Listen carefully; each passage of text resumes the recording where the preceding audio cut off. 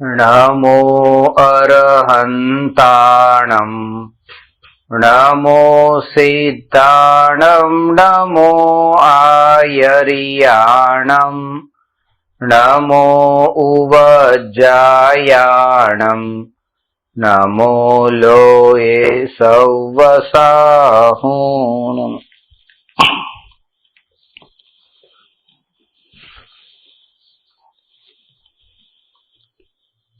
मोक्ष मार्ग प्रकाशक नवमो अधिकार सम्यक्त्वना भेद पाना नंबर 337 पर 10 भेद पैकी 5 भेद पर चर्चा थई। छठा भेद थी शुरुआत करीए छे।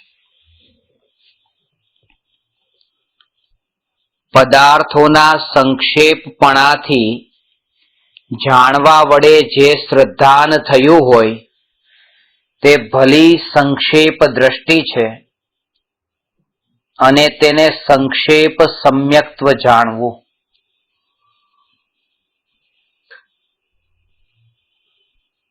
तिर्यंच गतिना जीवोने क्षयोपशम ज्ञाननो उघाड़ मनुष्य गतिना जीवनी बराबरीमां अल्प छे।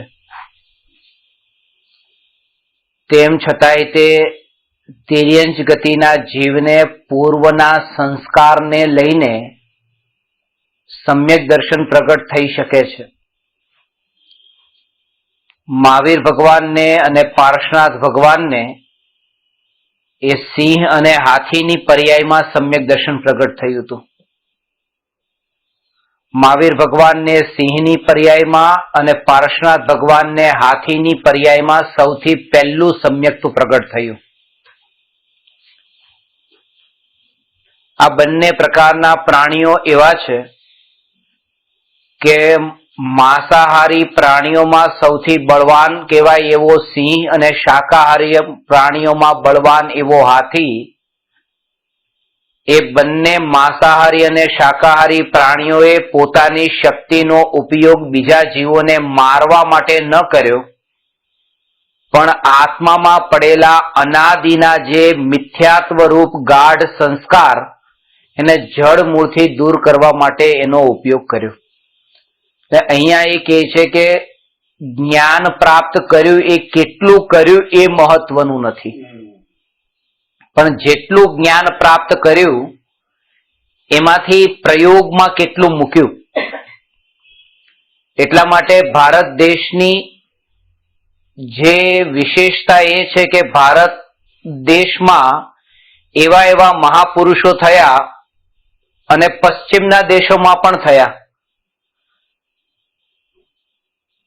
के जे मोटा मोटा दार्शनिको एरिस्टोटल, सोक्रेटिस, पछी प्लूटो, पछी साथे आपणे अहींया भारत देशमां थया तो के 24 तीर्थंकरो। हवे ए देशमां जे थया पश्चिमना देशोमां एमणे शुं आप्युं तो के एकला विचारो आप्या के भले ए मांसाहार पण करता हता ने दारू पण पीता हता पण ऊंचा ऊंचा विचारो आप्या। अने भारत देशनी विशेषता ए छे के विचारोनी साथे साथे चारित्र पण आप्युं अने एनी बराबरी दुनियाना बीजा कोई पण देशोना एवा महान जे पुरुषो थया एनी साथे न थई शके एटलुं उत्कृष्ट चारित्र भारत देशमां थयेला महापुरुषोए आप्युं छे। एटले भारतनी जे एज्युकेशन सिस्टम, जे अभ्यासनी शैली ए पेला जेटली प्रचलित हती आजनी स्थिति एवी छे के विद्यार्थी जे भणवा माटे जाय छे तो एमां ए केटલું भण्यो के जे कई भण्यो बायहाट करी लीधुं, रटी लीधुं, परीक्षामां लखी लीधुं, 99% आव्या, 98% आव्या, आवी रीते। એટલે હમણાં 2 દિવસ પહેલા જે ભાવનગરમાં પ્રોગ્રામ હતો તો એ બધા વિદ્યાર્થીઓ પહેલા બીજા ત્રીજા નંબરે આવેલા, કોઈને 99% હતા, કોઈને 99.50% એવા વિદ્યાર્થીઓ અને એમના માતા પિતાઓ પણ સાથે આવ્યા હતા। અને આ બધા વિદ્યાર્થીઓના માતા પિતા સાથે વિદ્યાર્થીઓ પણ બેઠા હતા પ્રાઇઝ લેવા આવ્યા ત્યારે। 1000 લોકો હતા અને સ્ટેજ પરથી જયારે માઇક પર મેં પૂછ્યું કે ભાઈ બતાવો કે આ તમારા દીકરા તમે પાણીનો ગ્લાસ માંગો ત્યારે કેટલા આપે છે, તો એમાં આ 2000 માંથી માંડ કોઈ 5-10 જણા હતા કે જેને હાથ ઊંચા કર્યા. એટલે કહેવાનો અર્થ કે આજે એ તો શીખવાડવામાં આવે છે કે તમે ભણો અને આ યાદ કરી લો. આ એજ્યુકેશન સિસ્ટમ અત્યારની એવી છે કે ભણ્યું ને યાદ કરી લીધું, પણ એનો પછી આપણા જીવનમાં જો તમે મા બાપને પાણી પણ ન આપી શકતા હો તો તમારા 99% જે માર્કશીટમાં છે એ શું કામના. અથવા તો એવી રીતે કે કોઈને જે શેડ્યુલ કાસ્ટમાંથી છે અને એને 60% ડોક્ટરી ફિલ્ડમાં એડમિશન મળતું હોય અને બાકી બધાને 80%માં મળતું હોય, જેને રિઝર્વેશન કહેવાય. તો મેડિકલ ફિલ્ડમાં આવું ન ચાલે, કારણ કે કોઈને 60% એડમિશન મળ્યું ને હજી બરાબર દવાની ખબર પડતી નથી ને કોઈને ઇન્જેક્શન ઉલટા સીધા આપી દીધા તો પેશન્ટની જિંદગીનો સવાલ છે. તો એના માટે પણ આવા પ્રકારની છૂટછાટ ન ચાલે, એના માટે પણ 80% તો 80% જ જોઈએ. જે ભારત દેશમાં જ આવું છે, એ સિવાય દુનિયામાં બીજા કોઈ દેશમાં આવું નથી કે શેડ્યુલ કાસ્ટમાં હોય તો ઓછા ટકાએ પણ એડમિશન. હા, એટલું કરી શકાય કે જો એ શેડ્યુલ કાસ્ટમાં હોય તો એના માટે તમે પુસ્તકો એને મફતમાં અપાવો કે એને ટ્યુશનો મફતમાં અપાવો, એને કોઈ એવી રીતે સપોર્ટ બીજી રીતે કરો, પણ જ્ઞાનની સાથે ક્યારે પણ આવો ભેદભાવ ન ચાલે. મારે ખાસ વાત એ કેવી છે. અને બીજું એ કે ભણવાની ને ભણાવવાની જે શૈલી છે એમાં પ્રયોગમાં કેટલું મૂકવામાં આવે છે જીવનમાં, એ વધારે મહત્વનું છે. અને આ સમ્યક્ત્વ એનાથી સંબંધિત છે કે ઓછું ભણીને પણ જે આત્માને પામી જાય છે એ સમ્યક દ્રષ્ટિ છે. એ કયો સમ્યક દ્રષ્ટિ? સંક્ષેપ સમ્યક દ્રષ્ટિ છે. ઓછું ભણીને પણ જે ભણ્યો એનો શ્રદ્ધાની થઈ જાય છે, એટલે કે એને જીવનમાં અનુસરણમાં ઉતાર્યું છે કે પોતે એને માને છે, સ્વીકારે છે કે આ વાત સત્ય છે. કહેવાનો અર્થ એ કે મીંડા ઓછા લાગ્યા છે પણ આગળ એકડો લાગ્યો છે એટલે એની કિંમત છે. શ્રદ્ધાન સત્ય છે. અને એ જ વાત કહી હતી કે જે સિંહને મુનિરાજોએ આવીને ઉપદેશ આપ્યો અને કહ્યું કે હે સિંહ, તું 10 ભવ પછી તીર્થંકર થવાનો છે અને તારા માટે આ કાર્ય શોભા નથી આપતું. તો એ જે છે તારા માટે આ કાર્ય શોભા નથી આપતું. તો એટલા કહેવા માત્રથી તો એ સિંહ સમ્યક તો ન પામ્યો, પણ આની સાથે સાથે સંક્ષેપમાં આત્માનું સ્વરૂપ પણ બતાવ્યું. કારણ કે આત્માના અનુભવ વગર સમ્યક્ત્વ થાય કેવી રીતે, અને આત્માનું સ્વરૂપ સાંભળ્યા વિના એ આત્માનો અનુભવ થાય કેવી રીતે. કરણ લબ્ધિ વિના આત્માની અનુભૂતિ થતી નથી અને દેશના લબ્ધિ વિના કરણ લબ્ધિ સુધી પહોંચાતું નથી. એટલા માટે આ ઉપદેશ આત્માનો મુનિએ પણ આપ્યો. અને પૂર્વે મારીચીની અવસ્થામાં જે સંસ્કારમાં આત્માનો ઉપદેશ પડ્યો તો, ભલે ત્યારે સ્વીકાર નતો થયો, એ વાતનો સ્વીકાર પશુની પર્યાયમાં થયો. એટલા માટે આ ખાસ કહું છું કે મારા આ પ્રવચનમાં ઊંઘનારા કરતા ઝઘડનારા વધારે પાત્ર છે. પ્રવચનમાં કોઈ વાક્ય એવું બોલ્યું અને મારી સાથે ઝઘડો કર્યો કે આવું ન હોય, એના કરતા તો ચડિયાતો છે એ જીવ જે પ્રવચનમાં ઊંઘે છે. કારણ કે જે ઝઘડો કરવા માટે તૈયાર થયો કે આવું ન હોય, તો કેવું ન હોય? એ જેવું ન હોય એ જે બોલે છે એના માટે એનો ધ્યાનથી સાંભળ્યું ને પ્રવચનને, કે તમે આવું બોલ્યા છો, એટલે એનું અટેન્શન પૂરેપૂરું મારા તરફ છે. અંદર એ વાતને ગ્રહણ તો કરી રહ્યો છે, સાંભળે તો છે, સ્ટોર તો થઈ રહી છે, ખાલી એક્સેપ્ટ નથી થતી. અને જે ઊંઘે છે એને તો અંદર ગ્રહણ પણ નથી થતી, તો એક્સેપ્ટ કરવું તો બહુ દૂરની વાત છે. તો મારીચીની પર્યાયમાં જે આદિનાથ ભગવાનની દિવ્ય ધ્વનિને જે સ્વીકારી નથી પણ સાંભળીથી ધ્યાનથી 363 મતની સ્થાપના કરી કે આ બધું માનો પણ આ ન માનો. અને આ ન માનો એના માટે એ વાત તો પૂરી સમજ્યા હતા ને કે આ છે, ને એને પછી એ બતાવવાની જરૂર નથી મુનિઓએ સિંહની પર્યાયમાં કે ભાઈ આ બધું આવું છે. એ ખાલી કેતા જ સમજાઈ ગયું, કારણ કે પહેલાનું સંસ્કારમાં વણાયેલું હતું. એટલા માટે કે પૂર્વે જો અત્યારે જે આ આત્માની વાત કાનમાં પડી છે તો સંસ્કારમાં વણાયેલી છે, એ ક્યારેક ને ક્યારેક અંદરથી બહારમાં એ પ્રગટ થવાની છે. એ બીજ જે છે એ રોપાયેલું છે. અત્યારે દેખાતું ન હોય તો કઈ નહીં, પણ 2 મહિને 4 મહિને જયારે એ વૃક્ષ તરીકે બીજ ઉગે છે, અંકુર ફૂટે છે પેલા, પછી વૃક્ષ ઉરાય છે, પછી એમાં ફૂલ ને ફળ આવે છે, તો એ રીતે અત્યારે આ તત્વના સંસ્કારનું બીજ અત્યારે રોપાય બસ. અને બીજ રોપવાનો જે ભાવ છે એ શુભ ભાવ છે, અને 5 ઇન્દ્રિયના વિષયના ભોગોનો ભાવ છે એ અશુભ ભાવ છે. અશુભ થી શુદ્ધ સુધી આજ સુધી કોઈ પહોંચ્યું નથી, શુભ થી જ શુદ્ધ સુધી પહોંચાય છે. એટલા માટે એ વાત ખાસ સમજવી કે 5 ઇન્દ્રિયના વિષયના ભોગોમાં જે બિલકુલ તલ્લીન થયેલો છે એવા જીવને તાત્કાલિક આત્મા નથી મળતો. જેના પરિણામમાં કોમળતા છે, સરળતા છે, એવો જીવ આત્મા સુધી પહોંચે છે. એટલે ઘણી વાર આપણે ચર્ચા થઈ છે કે શુદ્ધોપયોગ પહેલા અસંખ્ય સમય સુધી શુભોપયોગમાં શુભ ભાવમાં હોય, અશુભથી ડાયરેક્ટ શુદ્ધમાં તો આવતો નથી. પહાડથી નીચે એને પડવું છે, પણ પડવું હશે તો ક્યાંક ને ક્યાંક પહાડ ઉપરથી નીચે ન પડી શકાય, એને કિનારા ઉપર જ આવવું પડે નીચે પડવા માટે. પહાડ ગમે એટલો ઊંચો હોય પણ મધ્યમાંથી નીચે છલાંગ ન લગાવી શકાય, એને કિનારા ઉપર આવવું પડે. એવી રીતે અશુભ એ બિલકુલ મધ્યમાં છે. અશુભ ભાવોની મધ્યમાં હોય છે એ શુભમાં અંદર નથી જતો, શુદ્ધમાં. એને આ જે શુભ ભાવના કિનારા સુધી પેલા આવવાનું થાય છે, ત્યાંથી પછી છલાંગ લગાવીને એ શુદ્ધમાં જાય છે. અને આપણી અત્યારની જે કોશિશ છે એ શુદ્ધથી શુદ્ધમાં જવાની કોશિશ, પણ અશુભમાંથી શુદ્ધમાં જવાની કોશિશ છે. એટલે કહે છે કે પેલા અશુભથી શુભ અને શુભથી શુદ્ધ. અને એ જીવ અશુભ ભાવમાં હતો કે નહીં? અશુભમાં હતો. કેવા પ્રકારે? કે માંસ ખાવાના, હરણનું માંસ ખાવાનો ભાવ એ અશુભ ભાવ હતો, અને સમ્યક દર્શન થયું એ શુદ્ધ ભાવ. અશુભથી શુદ્ધમાં ન પહોંચી ગયો, પણ વચ્ચે મુનિનો ઉપદેશ સાંભળવા માટેનો જે શુભ ભાવ આવ્યો અને પછી એ શુદ્ધમાં ગયો. આ વચ્ચે આવે જ તે આ ભાવ સીધો અશુભમાંથી શુદ્ધમાં કેવી રીતે જાય? એટલે સહજ રૂપે કે જ્યારે પણ આ તત્વનું વિચાર ને ચિંતન ચાલતું હોય છે, ત્યારે આપણા પરિણામોમાં પોતે ચકાસીએ છીએ કે કેવા કેવા પ્રકારે બહારના 5 ઇન્દ્રિયના વિષયના ભોગોમાં ઉપયોગ જાય છે, સુખ બુદ્ધિ મનાય છે.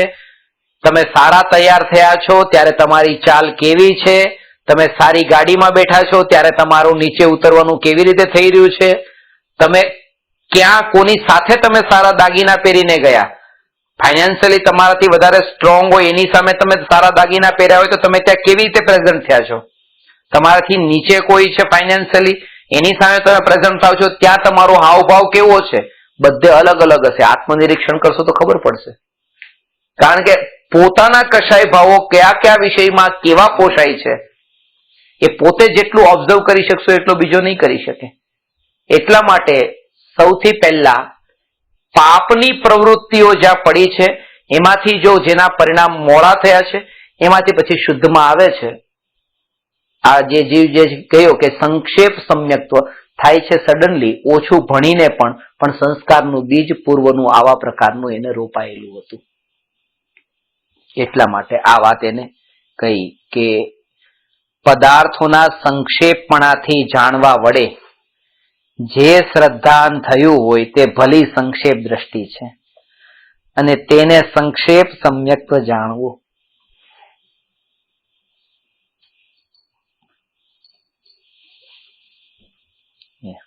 હવે 7મું છે, દ્વાદશાંગ વાણીને સાંભળી કરેલી જે રુચિ અર્થાત શ્રદ્ધાન, તેને હે ભવ્ય તું વિસ્તાર દ્રષ્ટિ જાણ, અને તે વિસ્તાર સમ્યક્ત્વ છે.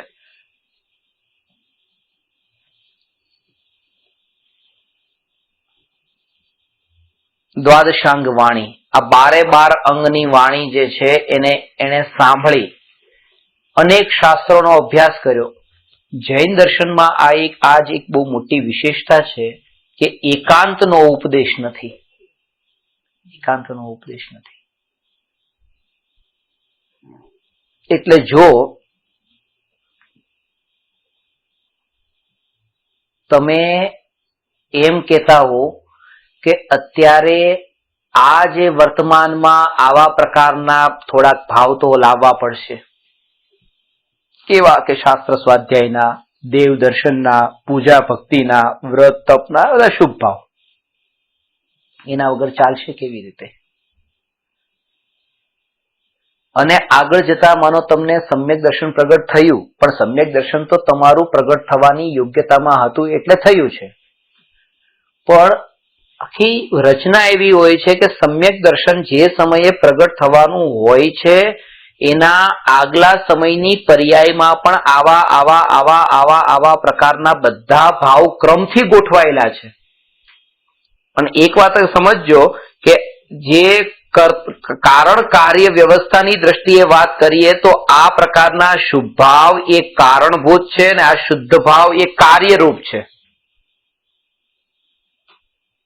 અને બીજી રીતે વાત કરો તો આ શુભ ભાવનું છૂટવું એ કારણરૂપ છે, ત્યારે એ શુદ્ધ ભાવ પ્રગટ થયો છે, નહીં તો થતો નહોતો. એટલે તમે કયા દ્રષ્ટિકોણથી એને લો છો એ બહુ મહત્વનું છે. પણ અંતરથી પોતે એટલું અંતરમાં પોતાના આત્માને બધી કર્તૃત્વ બુદ્ધિ પડેલી છે ને, કર્તૃત્વ બુદ્ધિ જ્યાં સુધી જીવમાં પડેલી છે ત્યાં સુધી કરવાની ભાષામાં ઉપદેશ છે. અને જ્યારે સમ્યક તો પ્રગટ થયું છે અને હવે અકર્તા ભાવ પ્રગટ થયો, ત્યાં પછી સહજપણું છે. ત્યાં એના માટે એટલા માટે આ એક પોઈન્ટ ખાસ લખ્યો છે ક્રમબદ્ધ પુરુષાર્થ નામની આ પુસ્તિકામાં, કે બધું જ ક્રમબદ્ધ છે. એ કોના માટે ક્રમબદ્ધ છે?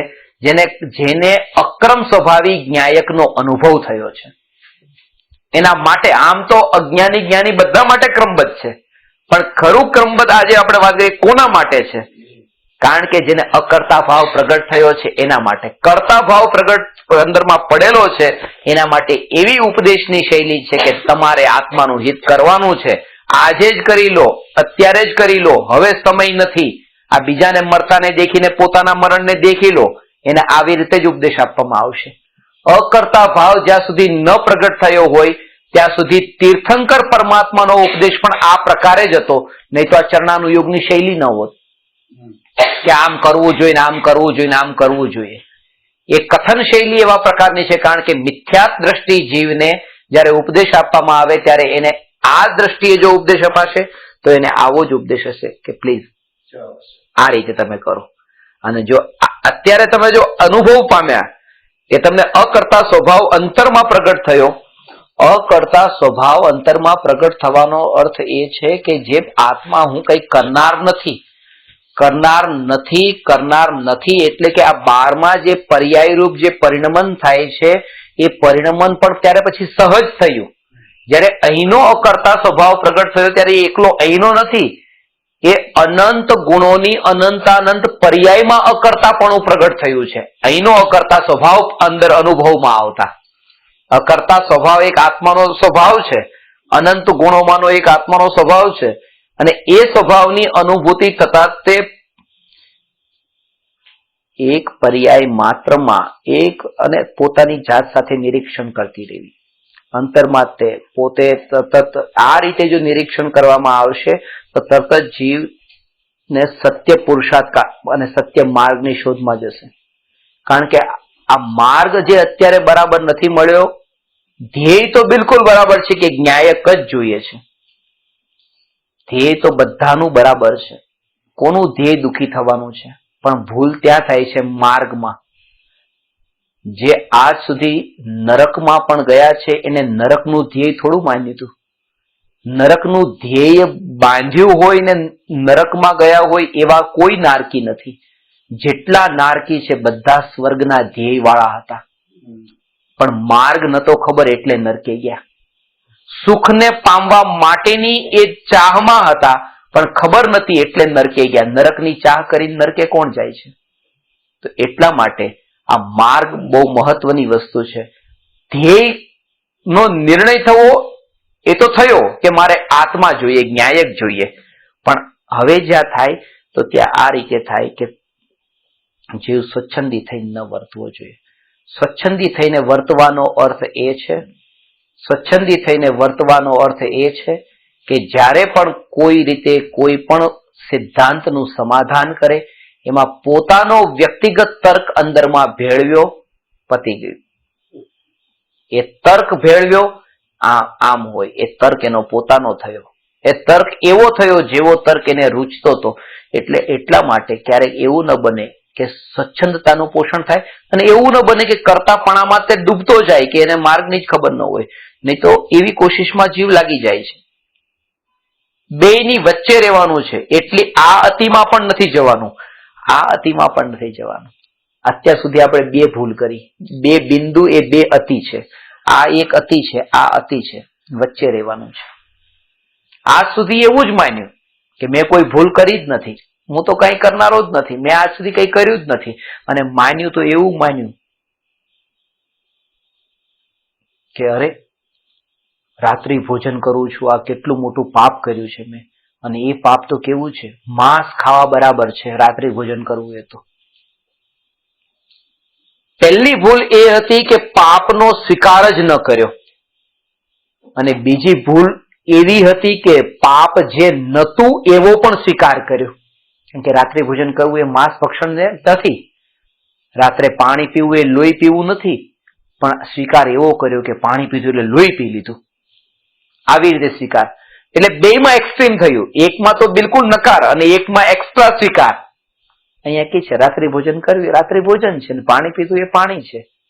અને હવે એ જે છે ભૂલ, એ ભૂલનો એ રીતે પેલા સ્વીકાર કરે. આપણે મોટા મોટી ભૂલ એ કરીએ છીએ કે જે બે ભૂલ છે એમાં ક્યાંય પણ આપણે નથી હોતા, પણ તોય આપણે કાં તો આમાં માનીએ છીએ, હું રાત્રે નથી જમતો તો એમાં હું તો જમતો જ નથી, રાત્રે કોઈ ભૂલ કરતો નથી. અને તમે રાત્રે જમો છો, અરે તમે તો માંસ ભક્ષણ કરો છો. આમાંય ભૂલ કરીને આ બાજુ ભૂલ કરી. રાત્રિ ભોજન કરવું ને રાત્રે પાણી પીવું એટલે માંસ ભક્ષણ થયું. એટલે માનું અહીંયા પાણી પીવું તો હું માંસ ભક્ષણ કરવા વાળા ત્યાં પાણી પીધું. તો વિચાર કરો એનો કે જે આપણે આપણી ભૂલોને માની લઈએ છીએ કે હું આવો ભૂલથી ભરેલો છું, એ ભૂલ આપણી હોતી જ નથી. એક્સ્ટ્રા ચડાવી દીધી છે ભૂલ, એવી ભૂલ હોતી જ નથી. એટલે બે પ્રકારની અતિશયોક્તિ ન જોઈએ, એક આવા ન વાળી અને એકમાં હા વાળી. જેમ છે એમ આ છે. અને એ સમયે જે પેલા તો એટલો સ્વીકાર થાય અને પછી હવે એમાંથી છૂટવાનો બસ ઉપાય શોધે કે એમાંથી કેવી રીતે કે આ જે હવે ક્રિયા થતી હોય એ ક્રિયાના સમયે જાગૃતિ, એ ક્રિયાના જે ક્રિયા થતી હોય એ ક્રિયા સંબંધી જાગૃતિ. જાગૃતિ જયારે કીધું ત્યારે કે તમારો દીકરો છે, તમારી દીકરી છે, તો ત્યારે તમારે એમ નહીં માનવાનું કે આ દીકરો મારો નથી, આ દીકરી મારી નથી, આ ઘર મારું નથી. કારણ કે દીકરાને મારો માનવાનો અર્થ એ છે કે તમે સપનામાં છો. આ સપનું જોયું, આ દીકરો મારો, આ દીકરી મારી, આ ઘર મારું, આ સંપત્તિ મારી, આ પતિ પત્ની મારા, આ બધા સપના છે. અને આપણી આજ સુધી જે ધર્મના ક્ષેત્રમાં પ્રવેશ કર્યા પછી જે કંઈ પણ આપણી શોધ રહી, જે કંઈ પણ પુરુષાર્થ રહ્યો, એ પુરુષાર્થ એવો રહ્યો કે સપનામાંથી બહાર આવી જઈએ. જે સૌથી મોટી ભૂલ હતી, જે ધર્મ જ નતો. કારણ કે આપણે સપનામાંથી બહાર આવવાની કોશિશ કરી, એનું પરિણામ એ નીકળ્યું કે દીકરો આ મારો નહીં, દીકરી મારી નહીં, ઘર મારું નહીં, આ શરીર મારું નહીં. આવતા ભાવમાં બીજો દીકરો મળ્યો, બીજી દીકરી મળી, પાછું ચાલુ થઈ ગયું, આ દીકરો મારો ને આ દીકરી મારી. કારણ કે ગયા ભાવમાં આપણે એક સપનું હતું, એ સપનું તો ગયું. ગયો ભાવમાં જેને માન્યું એક સપનું હતું એ ગયું. આ બીજા ભાવમાં જન્મ થયો, બીજું સપનું જોવા લાગ્યા. આપણે સપના પછી સપના બદલાતા રહે છે આપણા. ક્યારેક આ સપનામાં આને પોતાનું માન્યું, બીજા ભાવમાં સપનામાં બીજાને પોતાનું માન્યું. અને આપણે ઉપાય એનો શોધીએ છીએ કે સપનામાંથી કેમ બહાર આવવું. અને મહાવીર ભગવાન એ કહે છે કે સપનામાંથી બહાર આવવાનો જે ઉપાય છે એ ન શોધો, પણ ઊંઘમાંથી બહાર આવવાનો ઉપાય શોધો. કારણ કે ઊંઘમાંથી બહાર આવ્યા તો એકેય સપના નહીં આવે. આ બેમાં ફરક છે.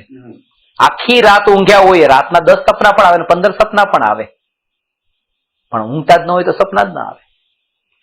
તો આપણે સપનામાંથી બહાર નથી આવવાનું, ઊંઘમાંથી બહાર આવવાનું છે. અને મોત આવે છે એ આપણને સપનામાંથી બહાર લાવે છે. અહીંથી મારું મરણ થયું, આવતા બસ હવે આ બહાર હું નથી, બધું પતી ગયું, સપનામાંથી બહાર આવી ગયો, નવું સપનું ચાલુ થઈ ગયું. નવું સપનું એટલે ચાલુ થયું છે કારણ કે આ મોતે મારું સપનું તોડાવ્યું અને નવું સપનું શરૂ કરાવ્યું. પણ સપનું તો ચાલુ જ રહ્યું. એનું કારણ એ છે કે હું જાગ્યો નથી.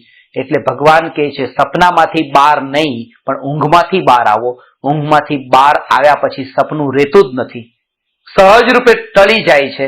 ઊંઘમાંથી બહાર આવવાનો અર્થ એ છે કે પોતાની પરિપૂર્ણતાની, પોતાના જ્ઞાયકપણાની, પોતાના સ્વયં શુદ્ધ ત્રિકાળી ધ્રુવ ભગવાનપણાની અંતરમાં એવી દ્રષ્ટિ એવી જાગી કે બસ હવે અહીંયા કોણ છે એના રૂપે એનું લક્ષ્ય ન ગયું.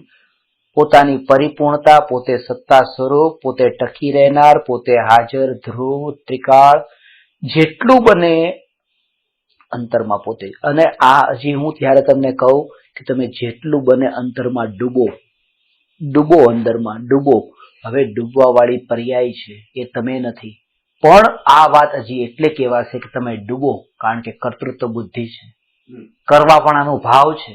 એને ઉપદેશ આવો હશે કે ડૂબો. એને આ રીતે કહેવામાં આવશે કે ડૂબો કારણ કે કર્તૃત્વની સાથે જીવે છે ને, નહીં તો એને સંભવ જ નહીં બને. એટલે એમ કહેવાશે કે ભાઈ તમે જેટલા બને એટલા તમે અંદરમાં ડૂબો. પણ ડૂબવા વાળી પર્યાય હશે એવા જાગૃતિ એની રહે કે આ પણ મારું સ્વરૂપ નથી. ઉપદેશની ભાષા અને વસ્તુનું સ્વરૂપ આ બંને વચ્ચેનું ભેદ આપણને સમજાવવો જોઈએ. ઉપદેશની ભાષા કેવી હોય અને વસ્તુનું સ્વરૂપ કેવું. અને ઉપદેશની ભાષા મિથ્યાત્વની ભૂમિકામાં એટલી પરફેક્ટ છે અને એને આપણે બિલકુલ તન્મય થઈને એને સાંભળવાની છે. અત્યારે તો એ જ કે ઠીક છે, બરાબર છે, હું વિષયોમાં જાઉં છું, ખેંચાવું છું, લપેટાવું છું, હવે હું અંતરમાં પાછો આવીશ. એટલે આ ઉપદેશની ભાષા થઈ, ઉપદેશની ભાષા. અને અંતરમાં એ હોય કે હું પોતે પરિપૂર્ણ કોણ છું. હું પરિપૂર્ણ છું. એ પરિપૂર્ણતા જે છે એ પરિપૂર્ણતા છે તો પછી આ જે કમાણી કરવાના વિકલ્પ છે આ ક્યાંથી આવ્યા? એ પરિપૂર્ણતા છે તો પછી ક્યાંથી આવ્યા? અંદરમાં એ ખબર પડે. આ પરિપૂર્ણતા છે એ વચનમાં છે, એ વિકલ્પોમાં છે, એ પ્રતીતિમાં ને આચરણમાં નથી. એટલા માટે આ વિકલ્પો છે. એટલા માટે જાગૃતિ બની રહે કે હું પરિપૂર્ણ છું એ વાત પરમ સત્ય છે, પણ એની સાથે પેરેલલી તમે ઓબ્ઝર્વ કરો કે હું પરિપૂર્ણ છું તો અત્યારે આ જે ચિત્તવૃત્તિઓ જ્યાં જે વિષયોમાં જાય છે એ વિષયોમાં ગઈ તો કેમ ગઈ છે? કેમ ગઈ છે? તો પરિપૂર્ણ છું એવું જે આ પર્યાયમાં સ્વીકાર થઈ રહ્યો છે ખરેખર એ સ્વીકાર નથી થયો. એ સ્વીકાર નથી થયો એટલે તો આ દોડ છે. કારણ કે સંતુષ્ટ થવાના ચાન્સ વધારે છે આમાં પણ કે હું પરિપૂર્ણ છું અને બાર પેરેલલી પાછી આ વૃત્તિઓ ચાલતી હોય. પરિપૂર્ણ છું એ વચનમાં ચાલતું હોય અને અપૂર્ણ છું અને બહારની વસ્તુઓથી પોતાને પૂર્ણ કરી દઉં એવી વૃત્તિઓ અંદરમાંથી બહાર નીકળતી હોય. એટલા માટે હું પરિપૂર્ણ છું એવું જયારે અંતરમાં લાગે ત્યારે જ તે પેરેલલ ચાલતી વૃત્તિઓને જોવે તો પછી આ કોની છે? એટલે ટોડરમલજીની એક શૈલી છે કે જો તમે એમ કહો છો કે હું કેવળ જ્ઞાની છું તો આ મતિશ્રુત જ્ઞાન કોના છે? જો તમે કહો છો કે હું રાગ રહિત છું તો આ ક્રોધ માન માયાલોભ કોના છે? એકવાર એ પેરેલલ ચાલતી વૃત્તિને તપાસો એ કોના છે?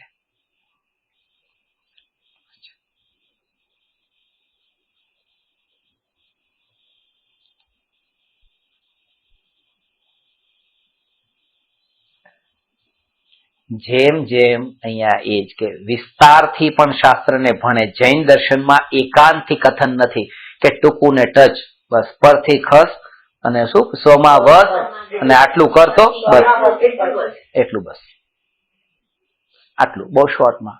બહુ વિસ્તારમાં જવાની ના જ પાડી છે ભગવાને. તો એમ નથી. કોઈ જીવ માટે આટલું પણ બસ છે અને કોઈ જીવ માટે વિસ્તારમાં જાય એ યોગ્ય છે. બધા માટેની, કારણ કે બધા જીવ અલગ અલગ ક્ષેત્રમાં લાગેલા છે, અલગ અલગ જગ્યા પર છે, અલગ અલગ ક્ષયોપશમ છે. એટલા માટે એ એકાંત વાળો જે ઉપદેશ છે એ અહીંયા વિતરાગી પરંપરામાં એ ઉપદેશ નથી. એટલે જો હું તમને એમ કહેતો હોઉં કે તમે આ પાંચ ઇન્દ્રિયના વિષયના ભોગો, આ સોનું ચાંદી, આ બધામાંથી નિવૃત્ત થાવ અને હું તમને એમ કહેતો હોઉં કે જે ચાલે છે એમાં ભેદ જ્ઞાનથી વર્તો, તો દરેક જીવ માટેની જે કથન શૈલી છે, જેટલા જીવ એટલા ઉપદેશ. એટલે કારણ કે દરેક સ્થિતિમાં દરેક જીવ કઈ સ્થિતિમાં અને આગળ ક્યાં ક્યાં કઈ કઈ જગ્યાએ છે, કેવા પ્રકારના વિકલ્પોમાં અટકાયેલો છે, દરેક અલગ અલગ જગ્યાએ અટકાયેલા છે. એટલે એને એ વાતને રિયલાઇઝ કરાવવી વધારે અગત્યની છે. મુંબઈમાં જેમ કીધું કે શહેરમાં રહેલો ગામડાની કવિતાઓ બનાવે છે, ગામડામાં કેટલું સુખ છે, શાંતિ છે, અને ગામડાના લોકો એ રાહ જોવે છે ક્યારે શહેરમાં જવાનો અવસર મળે. તો અહીંયા શહેરમાં એને એ નથી કહેવાનું કે મુંબઈમાં સુખ નથી, કે ભાઈ તું જે ગામડાનું કહે છે એમાંય સુખ નથી. અને એને એ કે ભાઈ તું અહીંયા જ્યાં છો તો તું જ્યાં દોડ લગાવવા માંગે છે ત્યાં સુખ નથી. તો દરેક માટેનો ઉપદેશનો જે પ્રકાર છે અલગ અલગ છે, કે કોણ કઈ જગ્યાએ છે. અત્યારે મોટા ભાગે એવું જ લાગતું હોય છે કે ઘણું ધન એકઠું થયા પછી જેની પાસે ધન ન હોય એ આપણને વધારે સુખી લાગતો હોય છે, કે જો આની પાસે કઈ નથી, કેટલી શાંતિ, કેટલી શાંતિ. અને જેની પાસે નથી એને એમ લાગે છે જેની પાસે છે એને કેટલી શાંતિ છે, કેટલું સુખ છે. ખરેખર બેમાંથી કોઈને નથી. જો ધનપતિ એમ માનતા હોય કે પેલાને શાંતિ છે કારણ કે એની પાસે કઈ નથી, આ કમાણી કરીને આટલું આજનું ખાધું ના પતી ગયું અને શાંત છે, તો એ ભ્રમમાં છે. કારણ કે સ્વભાવને પામ્યા પેલા તો શાંતિ પ્રગટે કેવી રીતે? એટલે બારમાં કેટલું છે એની સાથેનું કનેક્શન જ તૂટી ગયું, કે કોની પાસે વધારે હોય ને શાંતિ ને ઓછું હોય તો શાંતિ કે નહીં. કારણ કે ત્યાં પણ કયા વિકલ્પોમાં અટક્યો છે, એની પાસે પણ જેટલું એકત્વ ને જેટલા દૂર દૂર સુધી. એટલે એકવાર મેં તમને ક્યારે વાત કરી હોય તો કે એક વ્યક્તિ ભીખ માંગતો હતો કોઈ મોહલ્લામાં, અને ત્યાંથી ભીખ માંગવાનું પછી બંધ કરી દીધું. થોડા દિવસ પછી પોતે હતો તાકાત વાળો અને ભીખ માંગવાનું બંધ કર્યું. એટલે પછી રસ્તામાં કોઈ એને મળ્યું કે કેમ કે ભીખ માંગવા નથી આવતું, તો કે બસ કે આ બસ હવે અમારી દીકરીને કે આ મોહલ્લો કે દહેજમાં આપ્યો, ના જમાઈને, એટલે કે આ દહેજમાં આપી દીધો, કારણ કે સામે ભીખ ભિખારી હતો. હવે તમને ખબર ન હોય તમારો મોહલ્લો કોઈ આપી દીધો હોય કોઈને ભીખમાં, દહેજમાં આપ્યો, તમે અહીંયા ઘરમાં બેઠા હો, તમને ખબર એ ન હોય કે આટલો એરિયા અપાઈ ગયો છે કોઈને બીજાને. હવે જેની પાસે રહેવા માટે ઝૂંપડી નથી એ મોહલ્લાના મોહલ્લાઓ દહેજમાં આપી દે છે.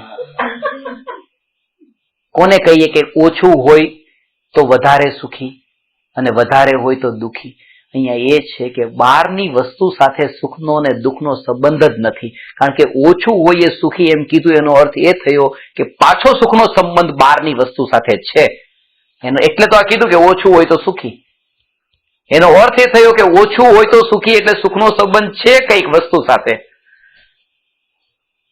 જો વધારેના કારણે દુઃખ છે તો ઓછાના કારણે સુખ, એનો મતલબ કે દુઃખ અને સુખ બંનેને વસ્તુ સાથે સંબંધ છે. અહીંયા કે છે કે અંદરમાં જ બધો સંબંધ છે, અંદરમાં જ સુખ અને દુઃખ છે, બહારમાં કે છે જ નહીં. એટલા માટે આ જે કીધું આત્મા, આ ચિત્ત, જે મન અને આ બહારના વિષયો, એટલે જે સામેનો લાલ રંગ, પીળો રંગ, વાદળી રંગ, એ લાલ રંગ એકલો લાલ રંગ ત્યાંનો નથી. લાલ રંગ જે છે અહીંયા મનમાં પણ લાલ રંગ છે, અને જ્યારે એ ઉપયોગ એ મનમાં રહેલા લાલ રંગ સાથે જોડાતો હોય છે ત્યાં સુધી લાલ રંગની મજા આવે છે. મનમાં લાલ રંગ છે એમાં જ્યારે ઉપયોગ જોડાતો હોય છે ત્યારે લાલ રંગની મજા આવે છે. એક મીઠાઈનો મીઠો સ્વાદ એ મીઠાઈમાં નથી, એ મનમાં પણ મીઠો સ્વાદ છે, અને ઉપયોગ જ્યારે મનમાં રહેલા મીઠાઈના વિકલ્પ સાથે જ્યારે જોડાયેલો હોય છે એની મજા આવે છે. અને આપણે જ્યાં સુધી કોશિશ કરી રસને છોડવાની, કે ઉપવાસ કરતી રસને ત્યાગ કરો, આપણે આ રસને છોડવાની કોશિશ કરી, મીઠાઈ છોડી દો. પણ આ જે મનમાં રહેલો મીઠાશ વાળો વિકલ્પ, એનાથી ઉપયોગ જ્યારે હટે નહીં, એનાથી છૂટો પડે નહીં, ત્યાં સુધી એ હજી આ મીઠાશમાં જ છે. આ જ મીઠાશમાં અહીંયા છે.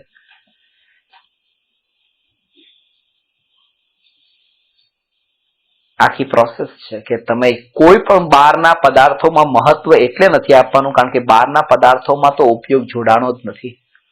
ઉપયોગ જ્યાં જોડાણો છે એ અંદરના વિકલ્પોમાં જોડાયો છે. આ બહુ સૂક્ષ્મ વાત છે, બહુ સૂક્ષ્મ છે. જયારે તમે કીધું અરે વાહ આટલું બધા પૈસા મને મળી ગયા, ત્યારે ખરેખર પૈસામાં આ ઉપયોગ નથી જોડાયો. એ પૈસા એવો જે વિકલ્પ જ્યાં છે અંદરમાં ઉભો થયો છે, પૈસા એમાં ઉપયોગ એટલો જોડાયો છે. અને એટલા માટે તે કે આ જે પૈસા જે છે ને ક્યારેક છૂટા પણ પડી જાય, પણ મનમાં જે પૈસા જે છે ને એમાં જે ઉપયોગ જોડાયેલો હોય એટલા માટે તે છોડ્યા પછી પણ ફિઝિકલી છોડી દીધું હોય, માનો દીક્ષા લઈ લીધી, ફિઝિકલી છોડી દીધું, પણ તેમ છતાં કોઈ કરોડપતિ આવે ને તો એની મહિમા આવે છે કે જો આ મોટો માણસ આવ્યો, કારણ કે મનમાં જે પૈસો હતો ને એમાં તો ઉપયોગ જોડાયેલો જ છે, એટલા માટે એની મહિમા આવ્યા વગર કેમ રહે? પોતાની પાસે ન રાખ્યું પણ કોઈકની મહિમા આવી, કારણ કે ઉપયોગ છે પૈસાથી નતો છૂટો પડ્યો, પૈસાથી છૂટો પડ્યો પણ પૈસા એવો જે મનનો વિકલ્પ હતો એનાથી તો જોડાયેલો જ હતો. અને દરેક સમયે આપણને જે ઉપયોગ જોડાયેલો છે એ મનના વિકલ્પોમાં જ તે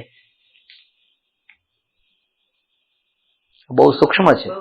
કપડા પહેર્યા, બહુ સરસ કપડામાં ઉપયોગ નથી જોડાયો, એ મન જે છે જેમાં સરસ કપડા એવું જે મન, બહુ સરસ કપડા એવું જે મન, એમાં જ્ઞાન એટલું તન્મય થયું કે જેના કારણે એને એ ભેદ જ ખબર ન પડ્યો કે આ કપડાનું મારાપણું નથી, આ કપડાના વિકલ્પોમાં તન્મયતા છે. એને કપડામાં જ તે એટલો અનુભવ થયો કે આ કપડા બહુ સારા, કારણ કે એ ચામડાની આંખથી દેખાતા હતા. અને આ જે મનમાં રંગીન કપડા છે, એ રંગીન કપડા જે છે મનમાં છે, એ ત્યારે જ ખબર પડે છે જ્યારે સાધનામાં પોતે સાધનામાં સ્થિત છે, ત્યારે એને ખ્યાલમાં આવે છે કે જે કંઈ પણ આ બહારનું જગત છે એ ક્યાંય બહારનું મને નડ્યું નથી, જે કંઈ પણ નડ્યું છે મનમાં રહેલું જ નડ્યું છે, આ જે વિકલ્પોનું. એટલા માટે એની મહિમા નથી, અહીંની મહિમા છે. હું એમ કહું કે આ બેન અમેરિકાથી આવ્યા છે, આ બેન યુરોપથી આવ્યા છે, તો મને આ બેનની કે યુરોપની કોઈની નહીં, આ મનમાં જે વિકલ્પમાં પડ્યું છે અમેરિકા આ છે અને એની સાથે જે ઉપયોગનું જોડાણ, બસ એ જ મને એની મહિમા લાવે છે. આ બધું બહારમાં જ છે, ઉપયોગનું મન સાથે જોડાણ થાય છે, વસ્તુ સાથે નહીં. અને પુરુષાર્થ એ છે કે ઉપયોગ જયારે મનથી છૂટો પડે છે, વસ્તુથી નહીં, મનથી છૂટો પડે છે, એટલા માટે અસંગની જીવોને થતું જ નથી, કારણ કે ત્યાં મન નથી ને. અહીંયા જ્યાં મન છે એ મનથી ભેદ જ્ઞાન, આ જે વિકલ્પો છે એ વિકલ્પોથી ભેદ જ્ઞાન થઈને છૂટો પડે.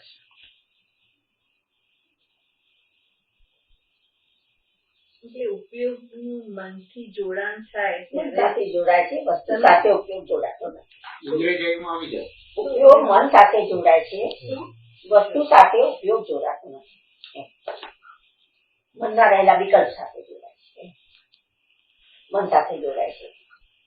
અને આપણે આજ સુધી જેટલા પ્રયાસ કર્યા છે, હવે મારે રંગીન પહેરવા નથી, હવે મારે આવું ખાવું નથી, હવે મારે આમ કરવું નથી, પણ અંદરમાં તો એ જ પડ્યું છે.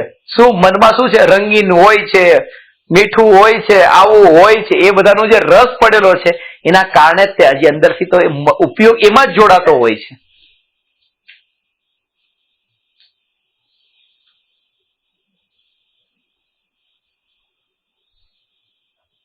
અપ્રયોજનભૂત થયું. પછી આ જે બહારનું જે થયું એ અપ્રયોજનભૂત થયું, અને જે આ મનમાં ઉત્પન્ન થતા વિકલ્પ થયા એમાં જે ઉપયોગનું જોડાણ, ત્યાંથી ભેદ જ્ઞાન થયું.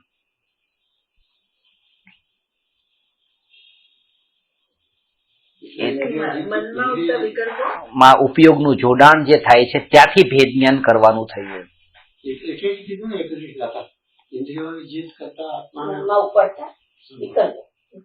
વિકલ્પોનું ઉપયોગમાં જોડાણ થાય ત્યારે એ જોડાણ એ તે અજ્ઞાનતા છે ને, એ જોડાણનું તૂટવું એટલે ભેદ જ્ઞાન થવું, ઉપયોગનું છૂટા પડવું એ મનથી.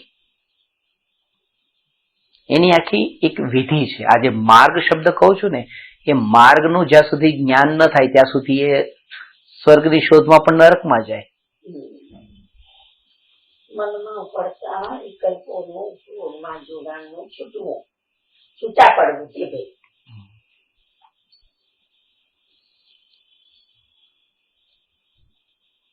કે વસ્તુ ત્યાં મુખ્ય નથી રહેતી, ત્યાં મનના વિકલ્પો જ મુખ્ય હોય છે. એટલા માટે જો શરૂઆતની ભૂમિકામાં એમ લાગતું હતું તમને કે તમારા ઘરમાં ફર્નિચર નથી, સોફા નથી, ને થોડી કમાણી કરી લઉં, સોફા લઈ લઉં, ખરીદી લઉં, હવે એર કન્ડિશન મૂકાઈ દઉં, હવે એક ગાડી લઈ લઉં અને હવે બધું આવ્યું, ભવિષ્યના માટે આ કમાણી કરવી છે, કમાણી કરવી છે બસ. આ એના માટે વસ્તુઓની પાછળ દોડતા દોડતા એ વાત ભૂલાય જ ગઈ કે શેના માટે દોડતો હતો. ત્યારે દોડવું દોડવું દોડવું દોડવું દોડવું દોડવું એટલું એ મુખ્ય થઈ ગયું છે. એનો અર્થ એ થયો કે ત્યાં વસ્તુ મુખ્ય બિલકુલ નથી, ત્યાં મનના અંદર જે વિકલ્પો છે એની સાથેની જે તન્મયતા છે એ એટલી મુખ્ય છે કે જેના કારણે થઈને એ વિચાર પણ નથી આવતો ભેદ જ્ઞાનનો કે આનાથી જુદું મારું સ્વરૂપ છે. એ વિચાર પણ આવે તો પણ પેરેલલી જે દોડ ચાલતી હોય છે ને, એ દોડ એ વાતને બતાવે છે કે આ પણ એક પ્રકારનો બચાવ જ થયો છે, હજુ પણ અંદરથી પરિણમ્યું નહીં. એટલે પોતાને અંતરમાં તે નિરીક્ષણ કરીએ તો ખ્યાલમાં આવે કે જે વસ્તુને ખ્યાલમાં આવે એનાથી પણ પોતાને દુઃખી નથી થવાનું. આ તો એક વિધિ છે કે ક્યાં ક્યાં અટકતા હતા એની ખબર પડી છે.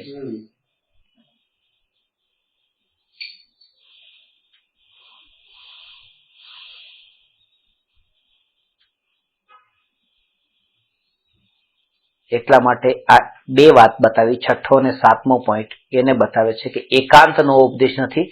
સંક્ષેપમાં પણ ભણીને કોઈ કરી શકે અને વિસ્તારમાં પણ કોઈ અભ્યાસ કરે છે તો પણ નકામું નથી. એનું એ રીતે યોગ્ય છે.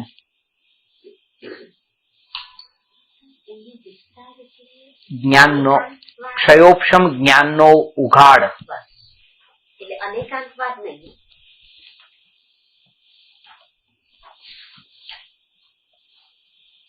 જૈન શાસ્ત્રોના વચન વિના કોઈ અર્થના નિમિત્તથી થયેલી જે અર્થ દ્રષ્ટિ તેને અર્થ સમ્યક્ત્વ જાણવું.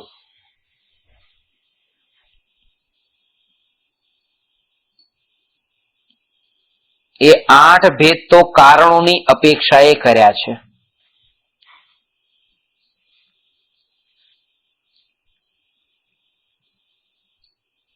આ જૈન શાસ્ત્રોના વચન વિના કોઈ અર્થના નિમિત્તથી થયેલી અર્થ દ્રષ્ટિ. આનો અર્થ એ છે કે તમે ભલે શાસ્ત્રને ન વાંચ્યા હોય પણ જે ક્ષણિક જીવનની જે ઘટનાઓ ઘટતી હોય એ ઘટનામાંથી પણ તમે વસ્તુઓને, પદાર્થોને, અર્થોને તમે દેખીને જે દેખતા દેખતા તમને ત્યાં એનો બોધ થયો કે જો આવું જ આ જગતનું સ્વરૂપ છે. અને એમાં જ છૂટા પડીને તરત તમે એમાં અનિત્યમાં જ્યાં પણ જતા હતા એમાંથી પાછા વળવાનું થયું.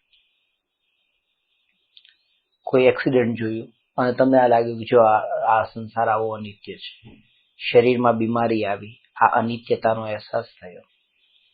એટલા માટે પહેલેથી જ તે મોતની એ ઘડી આવે એના પહેલા આ વાક્યને વારંવાર યાદ રાખજો, અંદરમાં ઉતારજો.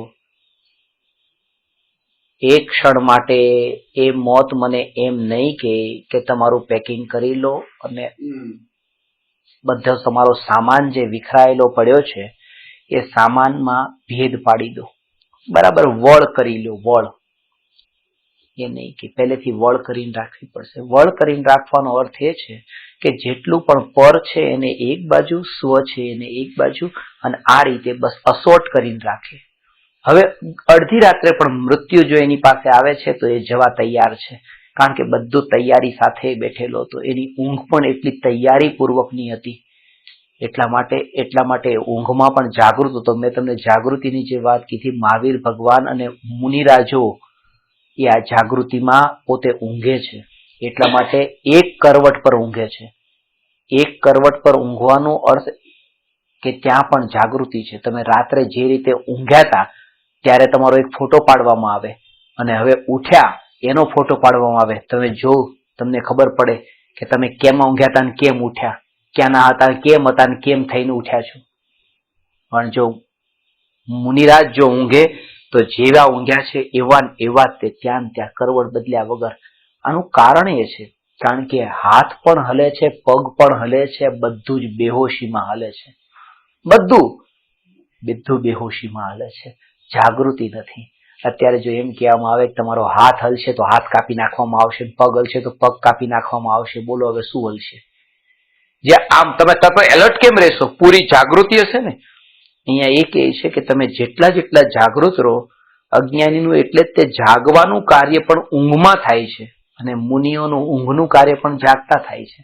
એટલા માટે ઊંઘમાં પણ એ જાગૃતિ વર્તે છે. પડખું પણ બીજું બે પડખે પણ ઊંઘતા નથી, એક પડખે તો એક કરવટે તો ઊંઘે છે.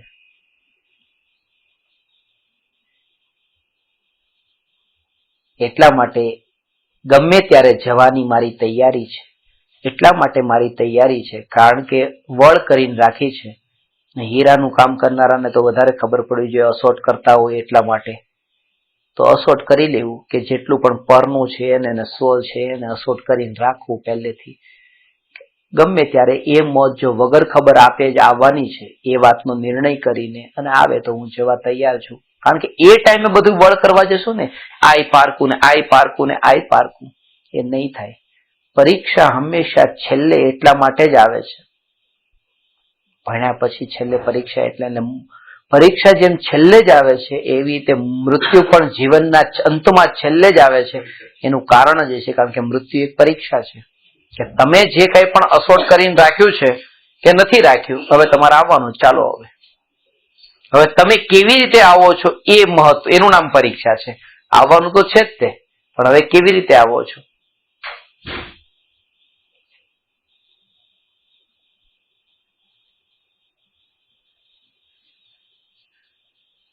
બહુ મુશ્કેલ છે. આટલું બધું ભેગું કરી લીધું છે ને એટલા માટે હવે પાછા વળવું બહુ મુશ્કેલ છે. બહુ પહેલા પાછા વળી ગયા હોત તો થઈ જાત. હવે બહુ મુશ્કેલ છે. આટલું બધું ભેગું કર્યું, ધન સંપત્તિ સગા સંબંધી આ તે ચેતન અચેતન બધામાં એટલે પોતે પોતાની પાંખો એટલી ફેલાવી છે.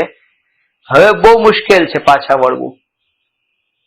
તો કે હજુ પણ એ જીવ એને જ મુશ્કેલ લાગે છે, એને જ મુશ્કેલ લાગે છે. જેને આ ન્યાયક અંદરમાં ન્યાયકની વાતની ખબર જ નથી. કારણ કે જેને ડાળીઓ કાપવાને ધર્મ માન્યો છે એના માટે બહુ મુશ્કેલ છે કે આટલી બધી ડાળીઓ ફેલાઈ દીધી છે. પણ જેને જાણ્યું છે કે મિથ્યાત્વ રૂપી પાણી પીવડાવતા હતા એ આ બધાને, એને જ પાવાનું બંધ કરો તો આ ઝાડ હમણાં પડી જવાનું છે. એટલા માટે કે ન્યાયકના આશ્રય જે મિથ્યાત્વ ભાવ છૂટે છે એના માટે કઈ અઘરું નથી, કઈ અઘરું નથી. એટલા માટે તે બસ દરેક સમયે આ જાગૃતિ વળ કરીને રાખી કે નહીં બધી. અને આનો ભાવ બહુ ઊંડો છે, આનો ભાવ ઊંડો છે. અસોટ કરવાની જયારે વાત આવે ત્યારે શરીરના વિકલ્પો, રાગના વિકલ્પો એ બધાને પણ એ કેટેગરીમાં રાખે ને અહીંયા એક શુદ્ધ ચૈતન્યપણું. એ શુદ્ધ ચૈતન્યપણું સોનામાં જો જીવ એટલે કે સોનું પોતે જો જાણતું હોત તો એને આગમાં જ્યારે તપાવે તો એ કેત કે મને શું કામ તપાવો છો, મને શું કામ બાળો છો. પણ એ સોનાને એ ખબર નથી કે બાળીને એમાં સોનાનું જ હિત છે. કારણ કે જેટલું જેટલું સોનું આગમાં તપશે એટલું શુદ્ધ થાય છે. એને ખબર નથી એટલે એને બળતરાને દુઃખ દેખાય છે પણ એની શુદ્ધતાની ખબર નથી. એટલે જો એમ કહેવાતું હોય કે આ રાગના વિકલ્પને આ સંપત્તિના વિકલ્પથી તમે મુક્ત થાવ, આ ઉપદેશ એવો લાગે કે આ બધું મને શું કામ કહો છો. પણ એ ખબર નથી કે આ જેટલું પણ આ અંદર કહેવામાં આવે છે, તપસ્યાની વાત કહેવામાં આવે છે, એના આત્માની શુદ્ધતા માટે છે. નિષ્પક્ષ ભાવે જો પોતે સ્વરૂપનું ચિંતન કરે તો આ વાત સમજે. તૈયારી સાથે જવા તૈયાર છે. આવી જાય અત્યારે. કારણ કે અત્યારે અહીંયા પણ જે કામ કરું છું એ પણ એ જ કામ ત્યાં કરવાનું છે. અહીંયા પણ જાણનાર ને ત્યાં પણ જાણનાર. અને અહીંયા ને ત્યાંનો ભેદ પણ ક્યાંથી ઉભો થયો? જ્યારે હું સંયોગ ઉપર જોઉં છું ત્યારે. અહીંયા કોને કહું છું? જે હું આને જોઉં છું ત્યારે. ત્યાં કોને કહું છું? જ્યાં હું બહારમાં બીજા સંયોગો જોઉં છું એને. પણ જ્યાં બહારના સંયોગો જેની દ્રષ્ટિમાં નથી એને હવે શું અહીંયા ને શું ત્યાં, એના માટે ન્યાયક જે છે તે તો તે જ છે. આ એનો ભાવ આ છે. સમયસારની છઠ્ઠી ગાથામાં એક ન્યાયક તે તો તેનો તે જ છે, તે તો તે જ છે, તે તો તે જ છે એટલે શું? એના માટે હવે અહીંયા ને ત્યાં રહ્યું નહીં. હું અહીંથી હવે ત્યાં જવા તૈયાર છું. હું આને છોડી દેવા તૈયાર છું. આ છોડી દેવા તૈયાર છું એવો જે ભાવ પણ મરણના કાળે આવી જાય, મોત હું આને છોડવા તૈયાર છું, બધું છોડવા તૈયાર છું, આવી જાય, એ જે ભાવ છે પોતાના ત્રિકાળી ધ્રુવપણાના અસ્વીકારને બતાવે છે કે સ્વીકાર નથી કર્યો. સ્વીકારનો અર્થ એ કે કોને છોડવા માંગુ છું અને ક્યાં જવા માંગુ છું. ચૈતન્ય સ્વરૂપ જે સત્તા માત્ર છે તે તો છે, તે તો તે જ છે, બસ એનો ભાવ આ છે.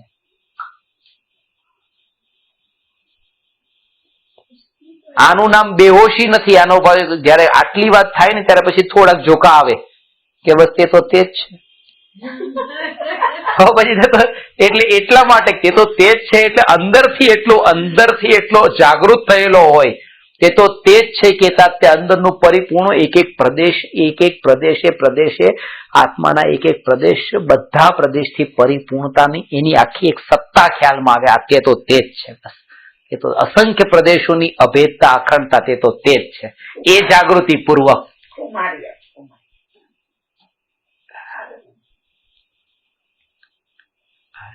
તે તો તે જ છે. અસંખ્ય પ્રદેશોની અખંડતા, એકતા, સમજાય? આનો ભાવ એ છે. એટલા માટે શું અત્યારે આ મોત આવે તો છોડવા તૈયાર છો બધું? કોણ શું કમ્પલસરી છે? કોને છોડવાની વાત કરું છું? ક્યાંથી છૂટવાની વાત કરું છું?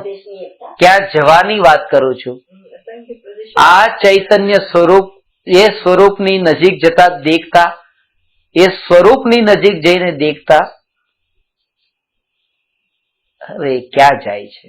એ ક્યાંય નથી જતો, એ પોતાનામાં સ્થિત. ચાલો તમે પોતે અનુભવ કરો. વિમાનમાં બેઠા પછી તમારી આંખો બંધ થઈ ગઈ, તમે ઊંઘી ગયા, પેલો ક્યાં લઈને જાય તમારે શું તમને ખબર છે? અરે ક્યાંય પણ તમે જતા હો, આંખ બંધ હોય કે ખુલ્લી પણ હોય તોય તમને થોડી ખબર ક્યાં લઈને જાય છે. આ તો ઉતરે ત્યારે ખબર પડી ગયા, પહોંચ્યા. બાકી ક્યાં લઈને ગયા ક્યાં ખબર છે આપણને? કઈ બાજુ જઈ રહ્યા છે કઈ ખબર નથી. કારણ કે બહારમાં ત્યાં દ્રષ્ટિ જ નથી. બહારમાં કઈ એવું દેખાતું નથી કે જ્યાં દ્રષ્ટિ કરવા યોગ્ય લાગતું હોય. એટલા માટે જ્ઞાનીને ક્યાં જવું છે કે ક્યાંથી જવું છે એ કઈ દેખાતું નથી. બસ પોતે પોતાનામાં છે, જ્યાં છે ત્યાં છે. એ સ્થિતિ એવી છે. આ એટલા માટે આપણે અનુભવથી ખ્યાલમાં આવે કે આકાશમાં હોઈએ. હવે આકાશમાં છીએ તો ક્યાં છીએ હજી તમને કઈ કહેવામાં ન આવે. હજી તો થોડી ખબર પણ હોય કે ભારતથી નીકળ્યા છે, પાકિસ્તાન ક્રોસ કર્યું ને અફઘાનિસ્તાન ક્રોસ કર્યું, એ તો હજી પણ ઊંઘી ગયા હતા ને ઉઠ્યા. હવે ક્યાં છીએ ખબર નથી. જ્યાં છીએ બસ આયા, જ્યાં છીએ ત્યાં આયા છીએ. બહારમાં કઈ નથી.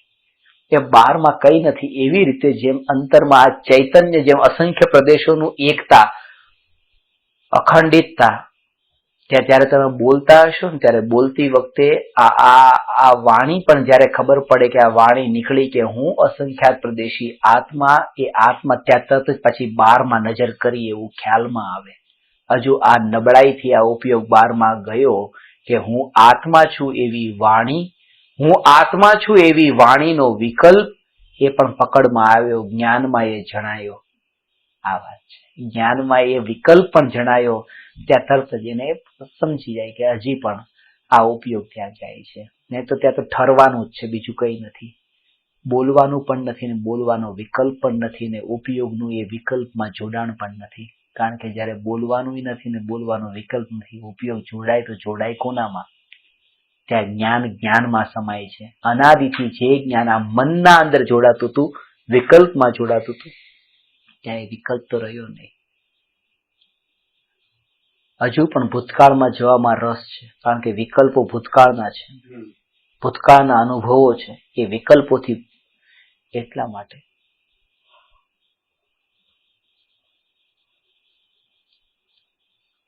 દિવસ જેમ જેમ વીતતો જાય છે એમ એમ એની સાથેની અંદરની બેહોશી છે. એટલા માટે એક આદત બનતી હોય છે વસ્તુઓની સાથે. કોઈ વસ્તુ, આ એક રૂમ તમારે વાપરવાના કામમાં નથી આવતો, પણ જો આ એક રૂમ બિલકુલ નથી આવતો, તમે ખોલતા પણ ન હો, પણ કોઈ બીજો વ્યક્તિ આખા મોટા ઘરમાંથી એક રૂમ પર કબજો કરે તો દુઃખ થાય છે કે આ કેમ? કારણ કે ભલે તમારો રૂમ ખોલતો નથી, પણ તમારી એક જીવનની એક આદત, એક પ્રકારની એવી મોહની આસક્તિ જ તેવા પ્રકારે ટેવાઈ ગઈ છે. આ બસ બધું મારું, નાના વગરનું હું કેવી દેવું. એટલે જેમ જેમ આપણે વસ્તુઓથી જેમ આદતી બનતા જતા હોઈએ છીએ કે આ તો હોય જ, આ તો હોય જ, પાછા નથી વળી શકતા આપણે. એનું કારણ એ છે કારણ કે જેટલા બેહોશીથી જો જીવન જીવશું તો હજુ પણ આવી આદતો પડશે, અને જેટલા જાગૃત થઈને જીવશું નવી આદતો પડતી નથી, જેનું નામ સંવર કહ્યું છે. પેલાની આદતો નીકળતી જાય છે, જેનું નામ નિર્જરા કહ્યું છે, એનું નામ સમ્યક દર્શન કહ્યું છે. એની વાત અહીંયા કરી. તમારા વાંચવામાં ન આવે કારણ કે તમે ચામડાની આંખથી જોવો છો ને એટલા માટે. આ અર્થ અને આમાં પણ જ્ઞાન ચક્ષુની જરૂર છે. આ અર્થ શબ્દનો પ્રયોગ કર્યો એટલે જ્ઞાયકને જાણવો.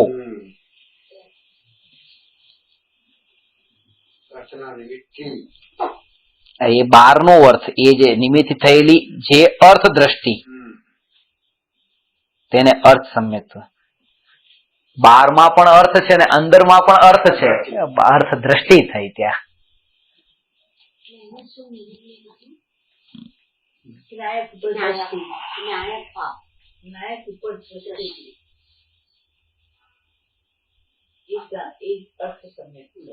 એટલે જાગૃતિ.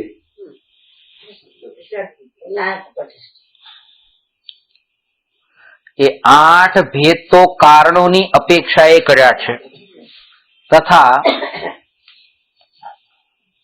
શ્રુત કેવળી જે તત્વ શ્રદ્ધા છે તેને અવગાઢ સમ્યક્ત્વ કહીએ છીએ. પેલા 8 ભેદો એ તો કારણોની અપેક્ષાએ કોના કોના કારણે સમ્યક દર્શન જીવને પ્રગટ થાય છે એ વાત બતાવી. અને હવે 2 સમ્યક્ત્વની વાત કરે છે, અવગાઢ સમ્યક્ત્વ અને પરમાવગાઢ સમ્યક્ત્વ. જે ક્ષયોપશમ સમ્યક દ્રષ્ટિ હોય છે એ જીવને જે ચલમલ ને અગાઢ દોષ હોય કે સમ્યક દર્શન થયું છે પણ એમાં ગાઢપણું એવું નથી આવ્યું, એ અગાઢ દોષ. અને એવા દોષોથી રહિત થતા તે હવે ગાઢપણું આવ્યું, અને આ ગાઢપણું એવું છે કે અવગાઢ દ્રઢતા. શ્રુત કેવળ આમાં નામ એ જ છે કે જેવી રીતે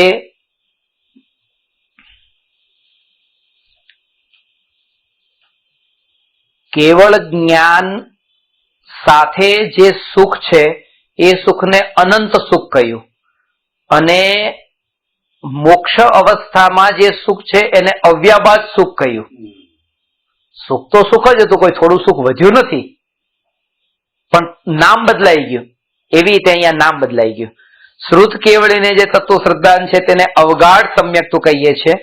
10મું, કેવળ જ્ઞાનીને જે તત્વ શ્રદ્ધાન છે તેને પરમાવગાઢ સમ્યક્ત્વ કહીએ છીએ. એ છેલ્લા 2 ભેદ જ્ઞાનના સહકારીપણાની એની સાથે છે એટલે અપેક્ષાએ કર્યા છે. શ્રુત જ્ઞાન એટલે શ્રુત કેવળી અને કેવળ જ્ઞાની.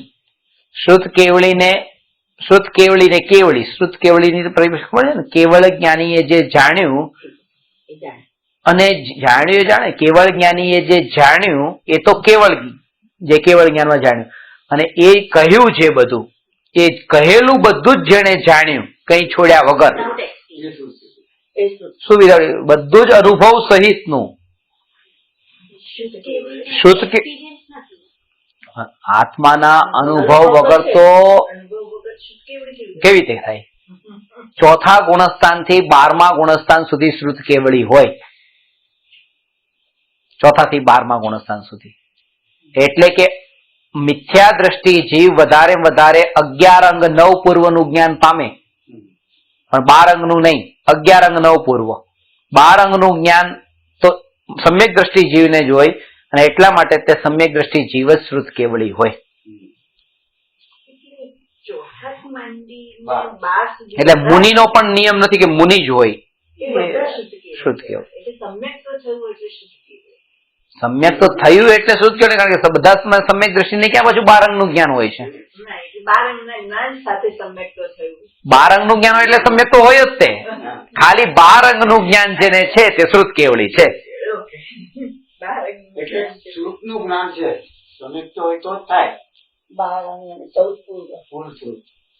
14 પૂર્વ પણ.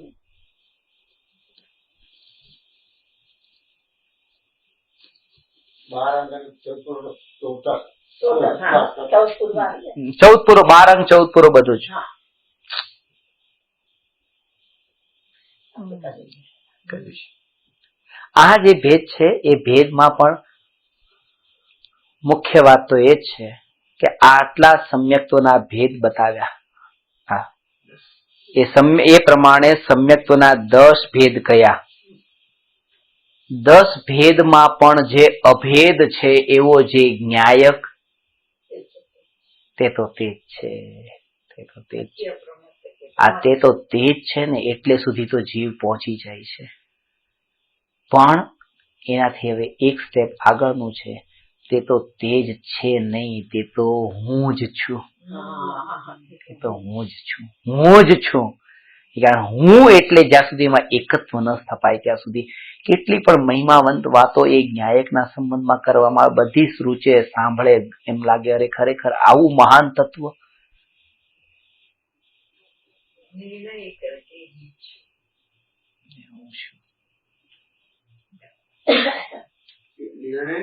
પ્રતિતિ. પ્રતિતિ એટલે નિર્ણય. નહીં. નિર્ણય કરીને પ્રતિતિ કરે. બરાબર. એ વસ્તુ જે જ્ઞાનનો સબ્જેક્ટ છે. 3 લોક છે, એ 3 લોકમાં એક મીઠાઈનો ટુકડો એક જગ્યાએ પડ્યો હોય, એને 3 લોક સાથે શું પ્રયોજન છે? કઈ નહીં. મીઠાઈમાં છે, બસ પોતે પોતાની મસ્તીમાં છે. આટલી મીઠાઈ પોતાના મીઠાઈપણામાં છે, એ ત્યાં જ છે. મીઠાઈ છે. આ એના જેવું છે કે હું ન્યાયક, જેને આ કોઈ પણ ક્ષેત્ર સાથે, કોઈ પણ સંબંધ સાથે, અને એક વાત એ છે કે ન્યાયક ની સાથે જે પર્યાયનો સંબંધ થયો છે ત્યાં બધા જ પ્રકારના બહારના સંબંધ છૂટી જાય છે. કલ્પનાઓમાં જે કલ્પિત કરતા, કારણ કે આ બધું જ પછી કલ્પનામાં હતું. આ જે કંઈ પણ છે બધી એ પેલા તો કલ્પના છે. જો હું આમ હશે તો આમ કરીશ, આમ હશે તો આમ કરીશ, આમ હશે તો આમ કરીશ, આ બધી કલ્પના છે. જે હકીકત લાગતી હોય એ હકીકત પણ હકીકત નથી, કલ્પના જ છે. તમને એમ લાગતું હોય કે મારી પાસે આટલો ધન આવે તો હું ગાડી ખરીદી લઈશ. ધન આવ્યું, તમે ગાડી ખરીદી લીધી. તમને એમ લાગ્યું આ ક્યાં કલ્પના છે? આ તો સત્ય છે, ખરીદી લીધી છે. કે આ પણ કલ્પના છે. બધી જ કલ્પના છે, સત્ય કંઈ નથી. તમને એમ લાગે છે પણ આ સત્ય નથી, આ બધી કલ્પના છે. તમને એમ લાગે છે કે હું આ બ્યુટી ક્રીમ લઈ આવ્યું, આ શરીરને લગાડું, હું સુંદર દેખાઈશ. સુંદર દેખાણા તમે, પણ સુંદર દેખાણા નથી. આ પણ કલ્પના છે. ભલે બારમાં આવું થયું હોય પણ કલ્પના છે. એટલા માટે કલ્પના છે કારણ કે પોતાનો કર્તૃત્વ ભાવ જ્યાં પડ્યો છે ત્યાં એ વ્યર્થની મિથ્યા કલ્પના કરે છે કે મેં કર્યું. ત્યાં એ વિચાર જ નથી કે આ વસ્તુનું સહજ પરિણમન છે. એટલા માટે કમાણી કરીને, એકઠું પણ કરીને, બધું પૂર્તિ કરી તો પણ એને કલ્પના જ કીધી. ભલે બધું થયું, સફળ પણ થઈ ગયા, પણ એ કલ્પના છે. સફળ ક્યાં થયા? મનુષ્ય ભાવ તો નિષ્ફળ જઈ રહ્યો છે. એટલા માટે જે કંઈ પણ જીવનમાં બારમાં આંખ ખોલતા દેખાય છે બધું જ એને કલ્પના દેખાય. કલ્પનાનો ભાવ સમજજો. કલ્પના એટલા માટે દેખાય છે કારણ કે વિકલ્પને જોડીને બારમાં જાય છે ને, એટલા માટે વિકલ્પ સાથે જોડાઈને બારમાં જાય છે, એટલા માટે આ કલ્પના છે. અને અંતરમાં જતા નિર્વિકલ્પ છે. બારમાં કલ્પના છે, અંદરમાં નિર્વિકલ્પ છે. વિકલ્પથી નિર્વિકલ્પ. વિકલ્પ સાથે જોડાઈને જે ઉપયોગ બારમાં જોડાય છે તે કલ્પના છે, જેનું બીજું નામ વિકલ્પ છે. એ વિકલ્પ એટલે આ વિશેષ પ્રકારની કલ્પનાઓ છે, જાત જાતની કલ્પનાઓ છે.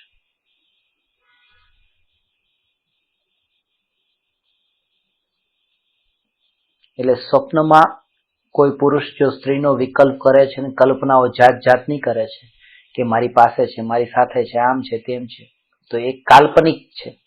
પણ જે પોતાની પત્ની સાથે છે અને જે વિકલ્પ કરે છે તો એ કાલ્પનિક નથી, એ તો રિયાલિટી છે. અહીંયા કે છે એ પણ કલ્પના છે. એ પણ કલ્પના છે. કારણ કે એનો સંબંધ જે જોડાયો છે એ ત્યાં પત્નીમાં છે જ નહીં. એનો સંબંધ આ વિકલ્પમાં જોડાયેલો છે અને એમાં એટલો તન્મય થયેલો હોય છે. આ ભેદ કરવાનો પણ અત્યારે ભાવ આવે છે કારણ કે અત્યારે કામનો વિકાર ભાવ નથી, ભોજનની તીવ્ર ગાઢ એવો ભાવ નથી, હરવા ફરવાનો એવો ભાવ નથી. તમારે અત્યારે બહારગામ જવું છે તેમ છતાં પણ જો આ વાત સાંભળી છોડવી નથી, ચલો ઠીક છે, નહીં તો એમ પણ કે લાવ આરામ કરી લઉં, પછી મારે ટ્રાવેલિંગ કરવું છે, પણ તો પણ જો આ ભાવ આવે છે, આટલા કષાયના પરિણામ જે આત્માના કોમળ થયા હોય ને એવા જીવને આ કલ્પના છે એ પણ સમજાય નહીં તો એ ન સમજાય. કારણ કે ભોગમાં જે તન્મય થયેલો હોય એને તો આ કલ્પનાને જ ભોગવું છું, સ્ત્રીને નથી ભોગવતું, એ ક્યાંથી વિચારમાં આવે? એને ખ્યાલમાં આવે છે. જેને આ વિકાર નથી ઉત્પન્ન થયેલો હોતો ત્યારે આનો વિચાર કરે, ત્યારે ખબર પડે છે કે આ બધી જ કલ્પનાઓ હતી. પોતાના ભૂતકાળના અનુભવને સાક્ષી બનાવીને જો એનો વિચાર થાય તો ખ્યાલમાં આવે છે કે બધી જ કલ્પનાઓ છે.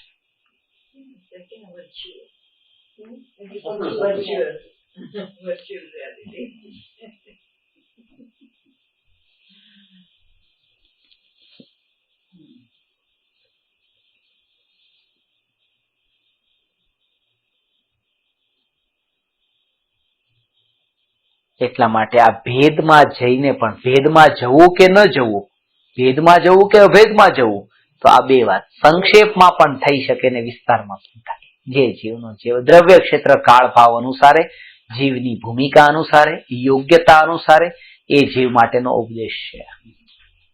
હવે આગળ કહે છે, વળી સમ્યક્ત્વના 3 ભેદ પણ કર્યા છે. પહેલું ઔપશમિક, બીજું ક્ષાયોપશમિક અને ત્રીજું ક્ષાયિક. એ 3 ભેદ દર્શન મોહની અપેક્ષાએ કર્યા છે. તેમાં ઔપશમિક સમ્યક્ત્વના 2 ભેદ છે. એક પ્રથમોપશમ સમ્યક્ત્વ તથા બીજું દ્વિતીયોપશમ સમ્યક્ત્વ. ત્યાં મિથ્યાત્વ ગુણસ્થાનમાં કરણ વડે મોહ દર્શન મોહને ઉપશમાવી જે સમ્યક્ત્વ ઉપજે તેને પ્રથમોપશમ સમ્યક્ત્વ કહીએ છીએ. ત્યાં એટલું વિશેષ કે અનાદિ મિથ્યા દ્રષ્ટિને તો એક મિથ્યાત્વ પ્રકૃતિનો જ ઉપશમ હોય છે, કારણ કે તેને મિશ્ર મોહનીય તથા સમ્યક્ત્વ મોહનીયની સત્તા નથી. પણ જ્યારે જીવને ઉપશમ સમ્યક્ત્વ થાય છે ત્યારે તે સમ્યક્ત્વના કાળમાં મિથ્યાત્વના પરમાણુઓને મિશ્ર મોહનીય રૂપે વા સમ્યક્ત મોહની રૂપે પરિણામ આવે છે. ત્યારે તેને 3 પ્રકૃતિઓની સત્તા થાય છે. માટે અનાદિ મિથ્યા દ્રષ્ટિને એક મિથ્યાત્વ પ્રકૃતિની સત્તા છે અને તેનો જ ઉપશમ થાય છે. વળી સાદી મિથ્યા દ્રષ્ટિને કોઈને 3 પ્રકૃતિઓની સત્તા છે તથા કોઈને એકની સત્તા છે, એકની જ સત્તા છે.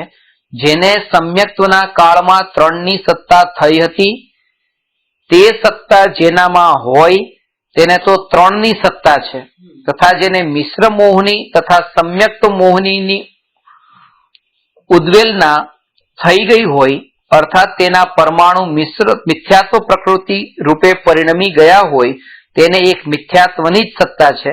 માટે સાદી મિથ્યા દ્રષ્ટિને 3 પ્રકૃતિઓનો વા એક પ્રકૃતિનો ઉપશમ થાય છે. આ વાત છે કે એક પ્રકૃતિને 3 પ્રકૃતિ જે છે કે કર્મના જે ભેદ છે, જે સ્વભાવ છે એને પ્રકૃતિ કહી છે. જેમ ગોળનો સ્વભાવ મીઠો, દહીંનો સ્વભાવ ખાટો, એવી રીતે કર્મનો પણ પોતપોતાનો સ્વભાવ છે જેને પ્રકૃતિના કારણે એને વિભાજિત કર્યો છે. અને 148 પ્રકૃતિ છે. એમાં દર્શન મોહની કર્મ અને ચારિત્ર મોહની એવા મોહનીના 2 ભેદ છે. દર્શન મોહની કર્મ એ શ્રદ્ધાથી સંબંધિત છે, ચારિત્ર મોહની કર્મ ચારિત્ર ગુણથી સંબંધિત છે, અને મોહનીય કર્મ સુખ ગુણથી સંબંધિત છે. એટલા માટે જ કે જયારે અનંત સુખ પ્રગટ થાય છે તો કયા કર્મ કે અનંત સુખ મોહનીય કર્મના અભાવથી પ્રગટ થાય છે. હવે કે આ દર્શન મોહની અને ચારિત્ર મોહનીમાં જે દર્શન મોહનીમાં જે 3 ભેદ કયા, મિથ્યાત્વ, સમ્યક મિથ્યાત્વ અને સમ્યક પ્રકૃતિ, એને સરળ રૂપે એ રીતે સમજો, કારણ કે આ બધી કર્મની ભાષા છે, પ્રકૃતિઓની બધી. સરળ રીતે એ સમજો કે 1 કિલો બરફ છે અને એ પીગળે છે, અને 1 કિલો બરફના 3 ટુકડા કર્યા છે એ પીગળે છે, તો જે 1 કિલો બરફનો એક જ ટુકડો છે એ જેટલો જલ્દી પીગળશે એના કરતા વધારે જલ્દી 3 ટુકડા વાળો પીગળી જશે. એવી રીતે ભલે 3 પ્રકૃતિ, જેને 3 પ્રકૃતિનો જ ઉપશમ, 3 પ્રકૃતિ જે છે એ ઉપશમ થતો હોય તો પણ એ જે છે એનું નીકળવું જલ્દી થાય છે. ભલે ક્વોન્ટિટી વાઇઝ વધારે છે પણ એનું જવું જલ્દી થઈ શકે છે, કારણ કે એના ટુકડા થઈ ગયા છે. ટુકડા ક્યારે થાય છે કે જ્યારે કોઈ પણ જીવને અનાદિકાળથી સમ્યક્તો ન થયું એને સૌથી પહેલી વાર સમ્યક્તો પ્રગટ થાય ત્યારે, સૌથી પહેલી વાર જ્યારે સમ્યક્ત પ્રગટ થાય ત્યારે અને એનું જોર ત્યાં છે ને એ કર્મની પ્રકૃતિ ઉપર બિલકુલ નથી. આ વાત પણ બધી જે બતાવી છે ને આ કેવળી ભગવાને કેવળ જ્ઞાનમાં જાણી અને મુનિરાજોએ શાસ્ત્રોમાં રચી. પણ ખાસ વાત એ છે આ સાંભળ્યા પછી ને સમજ્યા પછી પણ પોતાનું એક જ ધ્યેય હોય કે બસ પોતાનું એક જ ધ્યેય હોય. મુખ્ય પ્રયોજન શું છે? કેટલા પળ માટે તમને એ વાત યાદ રહી? તમે જ્યાં રહ્યા ક્યાંય પણ રહ્યા, તમને કેટલા પળ માટે યાદ રહ્યું? જ્યારે તમે વિચાર કર્યો કે આ વ્યક્તિએ મારી સાથે આવું વર્તન કર્યું, આ વ્યક્તિએ મારી સાથે આમ કર્યું, આણે મારી સાથે આમ કર્યું, જેટલું બીજાની આપણે શોધખોળ બધા એનાલિસિસ જેટલું કરીએ છીએ એટલું સૂક્ષ્મ રૂપે સમજવું કે આ સ્વભાવના ચિંતન મનનથી પણ હું દૂર રહ્યો છું. કારણ કે જેટલો સ્વભાવમાં, એટલે જ્ઞાનીની પાસે, ગુરુદેવની પાસે કોઈ પૂછે કે આ કોણ, તો કે આ ભગવાન આત્મા, કે આટલો ભૂલથી ભરેલો છે કે મારું ધ્યાન ત્યાં ગયું નથી. કારણ કે હું એ બધામાં એટલી ડિટેલમાં જેટલો જવાનો રસ એનું નામ છે, એને થાય છે કે જે પોતાના સ્વભાવથી એટલો દૂર જાય છે. એટલા માટે જાગૃતિ જેટલી પોતાની હોય એટલી જ તે પરથી અલિપ્ત કોઈ પ્રયોજન ન ભાસે. એ ત્યારે જ ન થાય કે જ્યારે કોઈની પાસેથી કંઈક લેવાનું હોય, પામવાનું હોય, જે મળશે એ ઘણું ઉત્તમ મળશે, શ્રેષ્ઠ હશે, એનાથી સુખ મળશે, એની સાથે ઇન્ટરકનેક્ટેડ ઘણા બધા એવા ભાવો પડેલા હોય કે જેના કારણે થઈને જ તે સ્વરૂપ વિસ્મૃત થતું હોય, પોતાનું સ્વરૂપ ભૂલાતું હોય.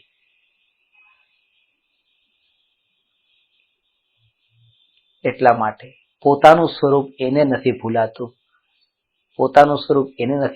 જેને જગત પાસેથી કંઈ લેવાનું અંદરમાં રહ્યું નથી કે કંઈક આનાથી મને લાભ થાય, હું કોઈનાથી સુખી થાઉં.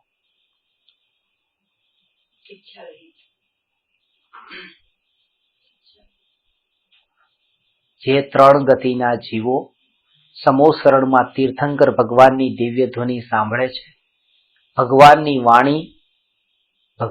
વાણી સુખી થવાના માટે છે.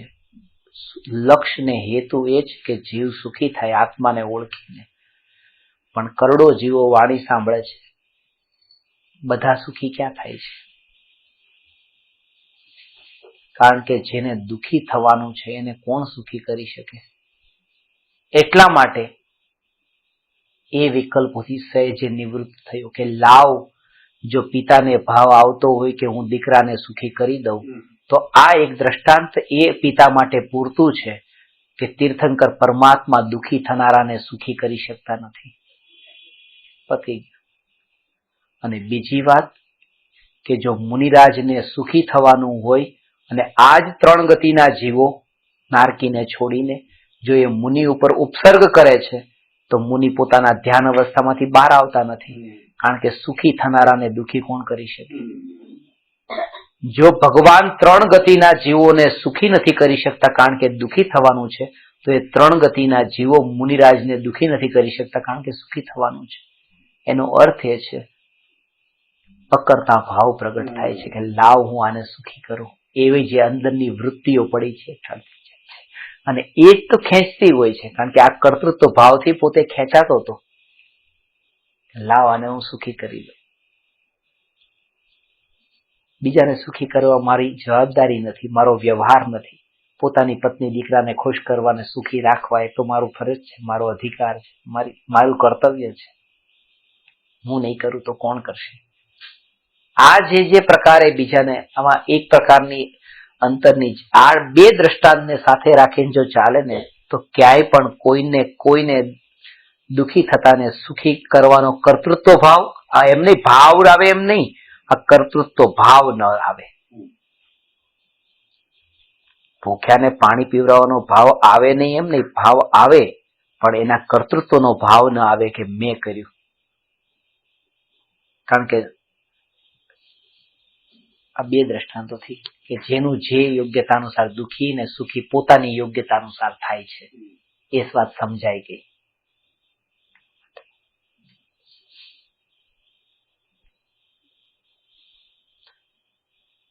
એટલે અહીંયા એ ભેદમાં જઈને પણ ભેદથી અભેદનું પોતે એક જ લક્ષ્ય કે હું પોતે કોણ છું,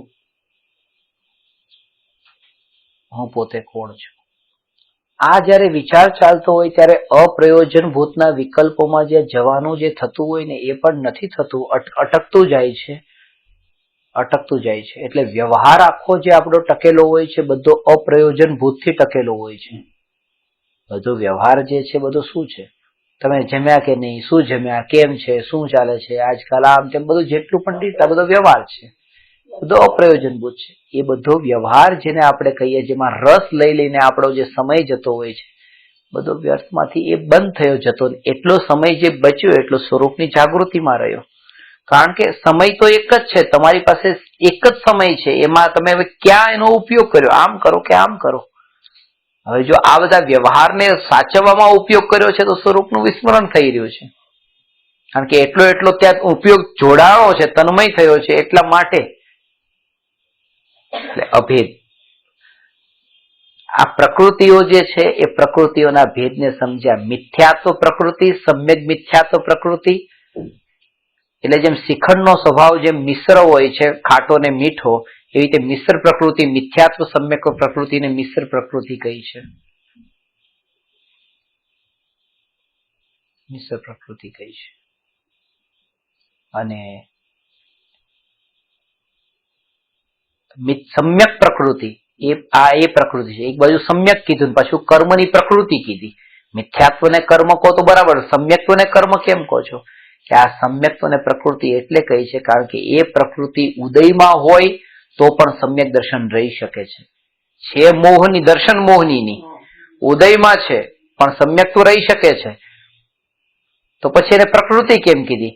કારણ કે એ સમ્યક્ત્વ એવું દોષ વાળું હોય છે કે જે દોષ ચલમલ અગાડ વાળા છે, જે કેવળ જ્ઞાનમાં જણાય છે. એ દોષનું ફળ એ છે કે શ્રેણી મંડાતી નથી. 7મા ગુણસ્થાનથી આગળ ક્ષાયોક્ષમિક સમ્યક દ્રષ્ટિ જઈ શકતા નથી. એ ગુણસ્થાન વિવેચનમાં આગળ એનું વર્ણન આવે છે ગોમટસારમાં કે 7મા ગુણસ્થાનથી આગળ જઈ શકતા નથી સમ્યક દ્રષ્ટિ, ક્ષાયોક્ષમિક સમ્યક દ્રષ્ટિ જીવ. ચલ મલ ને અગાઢ એવા દોષ છે, ચલિત થઈ જાય છે, મલિન છે અને ગાઢ નથી થઈ એવી જેમની શ્રદ્ધા છે.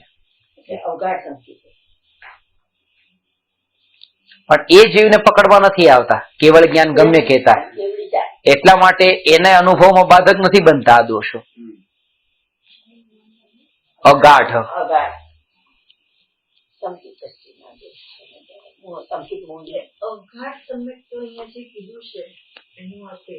અગાઢ અને આ છે અવગાઢ. અગાઢ એટલે ગાઢ નથી એ, અને અવગાઢ એટલે પૂરી રીતે ગાઢ થઈ ગયું છે તે. ઊંધું, ઓપોઝિટ.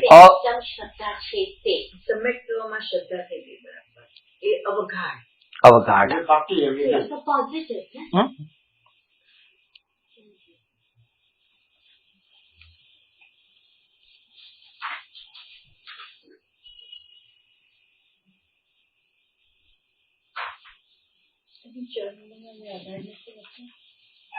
ચલમલ અગાઢ દોષ છે ને, સંકિત મોહની કર્મની પ્રકૃતિ હોય ને ઉદયમાં તો પણ હોય, ક્યારે હોય એમ કહેવા માંગે છે. અને તેને આપણે અવગાઢ સંકિત કહીએ છીએ. ચલમલ અગાઢ દોષ જે છે ને એ સંકિત મોહની કર્મની પ્રકૃતિ હોય ત્યારે હોય છે.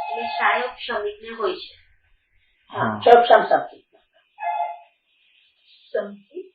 ક્ષાયોપશમિક સમ્યક દ્રષ્ટિ જીવને ચલ મલ અગાઢ દોષ હોય છે એ રીતે.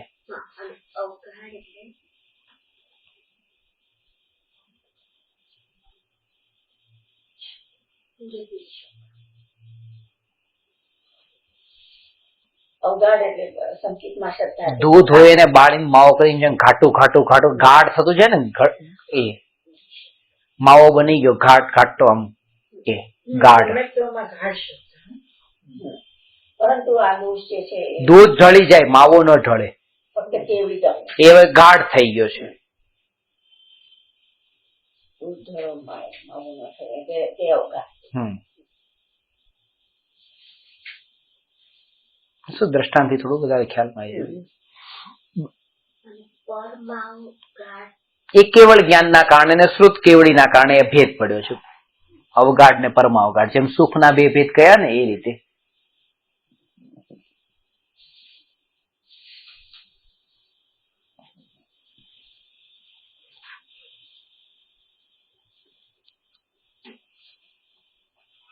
જલમાં લગાડતું ફક્ત કેવડી જાણી શકે છે. ફરીથી હજી કહું છું, કમસે કમ ચલો આ રીતે શુભમાં તમે રહો છો, આ લખો છો, આ પણ હજુ પોતાનું પ્રયોજન નહીં ચૂકતા. નથી. કારણ એ છે કે સ્વભાવ હજુ પણ રૂચ્યો નથી. હું દર વખતે કહું તમે લખજો જેટલું લખો એટલું, પણ હું આ વાત દર વખતે કહીશ જ્યારે લખશો. નહીં લખો. નહીં લખો એવું નથી કેતો, હા. લખે. સ્વભાવને ભૂલો નહીં. પોતાનું અત્યાર સુધી કેટલો થયો છે ને શું પામ્યા છે એ બધી ખબર છે, ભૂતકાળનો અનુભવ છે. પણ એક જ વસ્તુ હવે તમે આ જેટલો સમય બચ્યો છે ને હજુ આ તર્ક તમે આપ્યો, મેં તમે કીધું ને તમારો તર્ક તમે આપો છો અને એ તર્ક તમારો છે, તમારો તર્ક છે એટલે તમે તમારા ગુરુ બન્યા. એટલે જે ખરા ગુરુ હતા એક બાજુ રહી ગયા, કારણ કે પોતે જ પોતાનો ગુરુ એને બીજાની જરૂર જ નથી હવે. એટલા માટે ગુરુ કે તે સાચું. જે ના એટલે રાત તો રાત ને દિવસ તો દિવસ. હા, એટલે ગુરુ કે તે સાચું એમ એવી શ્રદ્ધા હોવી જોઈએ શિષ્યના મનમાં. એવી શ્રદ્ધાનો અર્થ એ છે કે કંઈક અપેક્ષા સહિત આ વાત કહેતા હોય છે. એનું કારણ આ છે કે પોતે ભૂતકાળમાં અનુભવ્યું છે, આ અનુભવથી કહેવાય છે અમે પણ આવું જ કર્યું હતું, અમે પણ આવું ભૂતકાળમાં કર્યું હતું અને ત્યારે કર્યું હતું. પણ એ બધું જ તે એમ નથી એટલે અત્યારે ના નથી પાડતો, કારણ કે આ કર્યું તો આગળ પણ આનું નામ તમે પામ્યા નથી. આ હજી રસ આત્માનો જાગ્યો નથી. આ ધર્મ નથી. હજી આત્માનો રસ નથી જાગ્યો. જ્ઞાનનો રસ જાગ્યો. હા. પરનો રસ જાગ્યો છે, પરનો રસ. શાંતિ પર. પરનો રસ. તેથી ખસ. એટલા માટે આ એજ્યુકેશન સિસ્ટમ અને ખાસ કરીને આ ધર્મ અધ્યાત્મની જે છે એમાં તો હવે જેમ જેમ કાળ આવે છે જે રીતે એમાં આ જે છે ને પુસ્તક કરતા પણ પ્રેક્ટિકલ એટલું વધારે મહત્વનું થઈ રહ્યું છે. એના ખરેખર એટલા માટે હવે ભવિષ્યમાં અમુક એટલે જ્યાં પણ પરદેશમાં હું ભણાવું કોઈ શાસ્ત્ર તો લેતો જ નથી ને.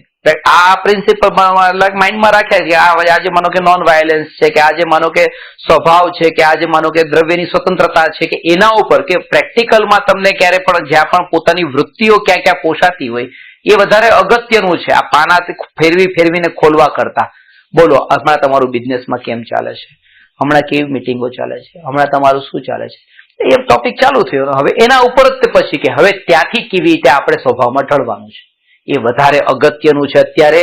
કારણ કે જીવનની એક ઘડી બહુ નજીક આવે છે અને અત્યારે જ્યાં જ્યાં અટક્યા છીએ, ચિત્ત જ્યાં જ્યાં ભમે છે એમાંથી ખેંચાઈને અંદર તરફ જ્યાં વળવું એ બહુ અત્યારે બહુ અગત્યનું એ છે. અગત્યનું એ છે ભલે તમે અત્યારે ભણવા માટે બેઠા છો એટલા માટે આ વાત તમને એમ લાગશે કે આવું કેમ કહો છો, પણ હું તમને જે કહું છું એના માટે કે આ આયુષ્ય બહુ ઓછું છે અને અત્યારે પ્રેક્ટિકલ એ વધારે અગત્યનું છે. કે બસ કેવું એમ છે કે ભણવાનું આપણું પૂરું થાય છે.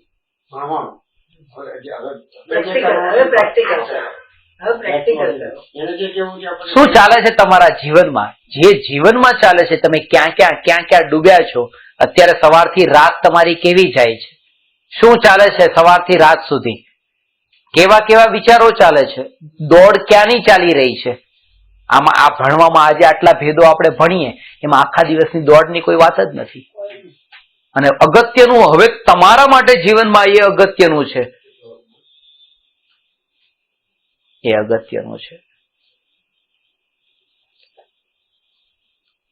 એટલે આ તો હવે આવું ક્યારે કોણે લખ્યું ને ક્યારે કોણે કીધું ને કયા શાસ્ત્રમાં આવું લખ્યું, આવું ઘણા પૂછે. મને ક્યાંય વાંચ્યું નથી આવું કે ભાઈ તમારે આવી ઉંમર થઈ ગઈ હોય તો આવું નોટ્સ બનાવવાનું બંધ કરીને હવે એક જ પોતાનું અંતરમાં આત્મનિરીક્ષણ કરો. છેલ્લે બાપાજી પણ એ જ કહેતા ને, કેટલા શાસ્ત્ર વાંચવાના આ કરતા અંદરમાં તમે કે બસ પોતાની જાગૃતિ. એમાં એક સૌથી મોટું તમને એ નુકસાન એ જશે કે સમાજમાં ખ્યાતિ નહીં મળે કે તમે વિદ્વાન છો, તમે હોશિયાર છો, તમે આટલું ભણેલા ગણેલા છો, એ નહીં મળે. પણ એનો રસ પણ જેને છૂટ્યો છે એને પછી આ વાત રૂચે છે કે બસ આત્મા. એમાં ભેદ જ્ઞાન કેવી રીતે, કેવી રીતે જાગૃત, એનું ચિંતન આ જ પ્રકારનું. તમારે કોઈ પણ વસ્તુમાં તમને એમ આ કેમ આમ કેમ થઈ ગયું એમ નહીં. મારું બ્લડ પ્રેશર ડોક્ટરે ચેક કર્યું, 170 કે ઉપરનું ને 110 નીચેનું, બસ 170 સાંભળતા. ઓ 105 ભરત 5 વિદે અને 5 એરાવતના 170 તીર્થંકર, ઓ 170 તીર્થંકર તો ઉપર જ હોય ને, નીચે કેવી રીતે હોય? અને 110 કર્મની પ્રકૃતિઓ છે જે બિલકુલ નષ્ટ થાય છે, 110 નીચેનું છે, કર્મ તો નીચેના જ છે. એ જે પણ સામે આવ્યું કહેવાય છે 170 ઉપરનું, અંદર લખેલું 110 નીચેનું, બરાબર છે.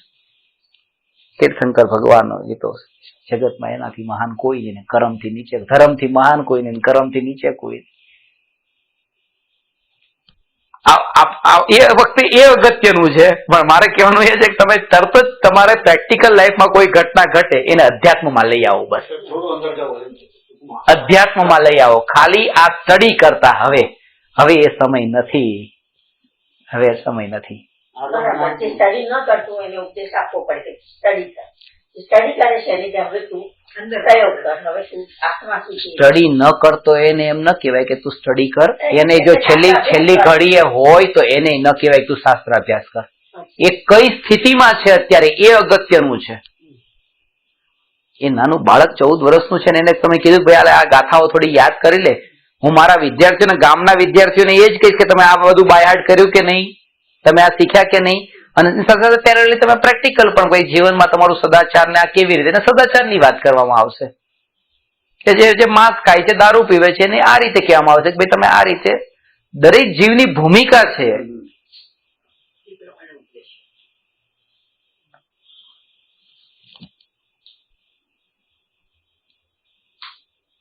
અને લગભગ આટલા વર્ષોના અભ્યાસ પછી હવે વધારે મોડું કરવા જેવું નથી. એટલે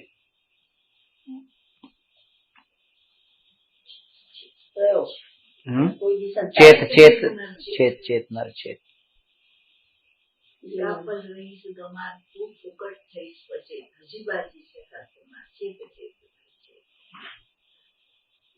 સાચી વાત છે. મનુષ્ય છે ત્યાં સુધી બાજી. ક્યાં લખ્યું છે એવું કોઈ પૂછે, હું લખેલું નથી બતાવતો, પણ ઇતિહાસ એ પુરાણ આચાર્ય ધરસેનજીને જયારે છેલ્લી ઘડી હતી, આ તો એ આચાર્યની સ્થિતિની વાત કરું છું. એ 6-7મા ગુણ હશે. દક્ષિણ ભારતમાં સમાચાર મોકલાવીને 2 યુવાન પુષ્પદનજી ને ભૂતબલીજી ને બોલાવીને આ જ્ઞાન આપી દીધું. અને પોતે ન લખ્યું, ભાવ હતો કે આની પરંપરાથી બસ લખી એમ કીધું હવે તમને આ જ્ઞાન આપ્યું છે, મારી પાસે એટલો સમય નથી અને તમે હવે જાઓ લખજો. હવે બસ હું મારું છેલ્લી ઘડીએ પછી આ લખવાનું ને હવે એ બધામાં રસ નથી. એ સ્થિતિએ પહોંચેલા એમનું કામ થઈ ગયું હતું. જો કે એ વખતે તો હવે શું બાકી રહ્યું હતું? તો આપણે તો હજી બધું બાકી છે. એટલા માટે જો પપ્પા શાસ્ત્ર ખોલતા પણ ન હોય ને વાંચતા ન હોય તો હું એમ ન કહું કે આમને કેમ ખોલતા નથી, વાંધો નહીં, વાંચતા ન હોય પેરેલ સાથે ચાલતા નથી, પણ અંતરમાં ગૂંથણ ચાલતું હોય એ ઝટકો એવો જીવનનો, હજી પણ ઝટકાની રાહ છે, એવો કોઈ જીવનનો ઝટકો લાગશે. આ જેટલા 24 તીર્થંકરો કોઈ એકાદ અપવાદ હોય તો માનીએ કે ભાઈ અક્ષત્રિય થઈ ગયા. આ 24 ક્ષત્રિય એનું કારણ જે છે કે બીજ આવા પ્રકારનું રોપાયું હતું, શસ્ત્રો હથિયારો ઉપાડ્યા હતા, એક કોઈ ઝટકો જીવનનો લાગ્યો તો છૂટ્યું. પણ આ બીજ પહેલેથી રોપાયેલું એટલા માટે કે સાંભળવા કરતા પણ મારી દ્રષ્ટિમાં હું એટલા માટે નથી કહેતો, પપ્પા મારા માટે અજાણ્યા હોય તો પણ મને કોઈ વાંધો નથી, કે મને કોઈ લાભ થતો હોય કે કોઈ હાનિ થતી હોય એમ નહીં, પણ એ કે કાકા પણ તમે મારી વાતને સાંભળતા હો તો તમે જો જેટલી તન્મયતાથી અંદર ઉપયોગને જોડીને સાંભળીને લખતા નથી તો મારા માટે આ શ્રેષ્ઠ છે. કારણ કે હું એ દ્રષ્ટિએ જોઉં છું કે કેટલા ડૂબ્યા છે અંદર. આ વાતને આત્મા શબ્દ કહેતા તે આ દેહ દેવળમાં રહેનારો અને દેહથી જુદો અસંખ્ય પ્રદેશ કહેતા અસંખ્ય પ્રદેશ એને પોતાને અહીંયા કેવા પ્રકારે અનુભવવાની કોશિશ પણ એને કરી, વિચાર પણ એવો આવ્યો.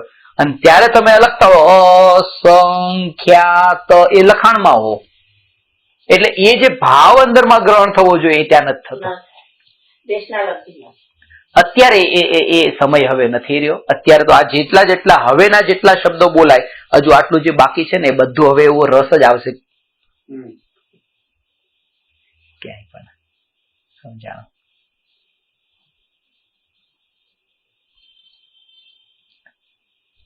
પ્રયોગ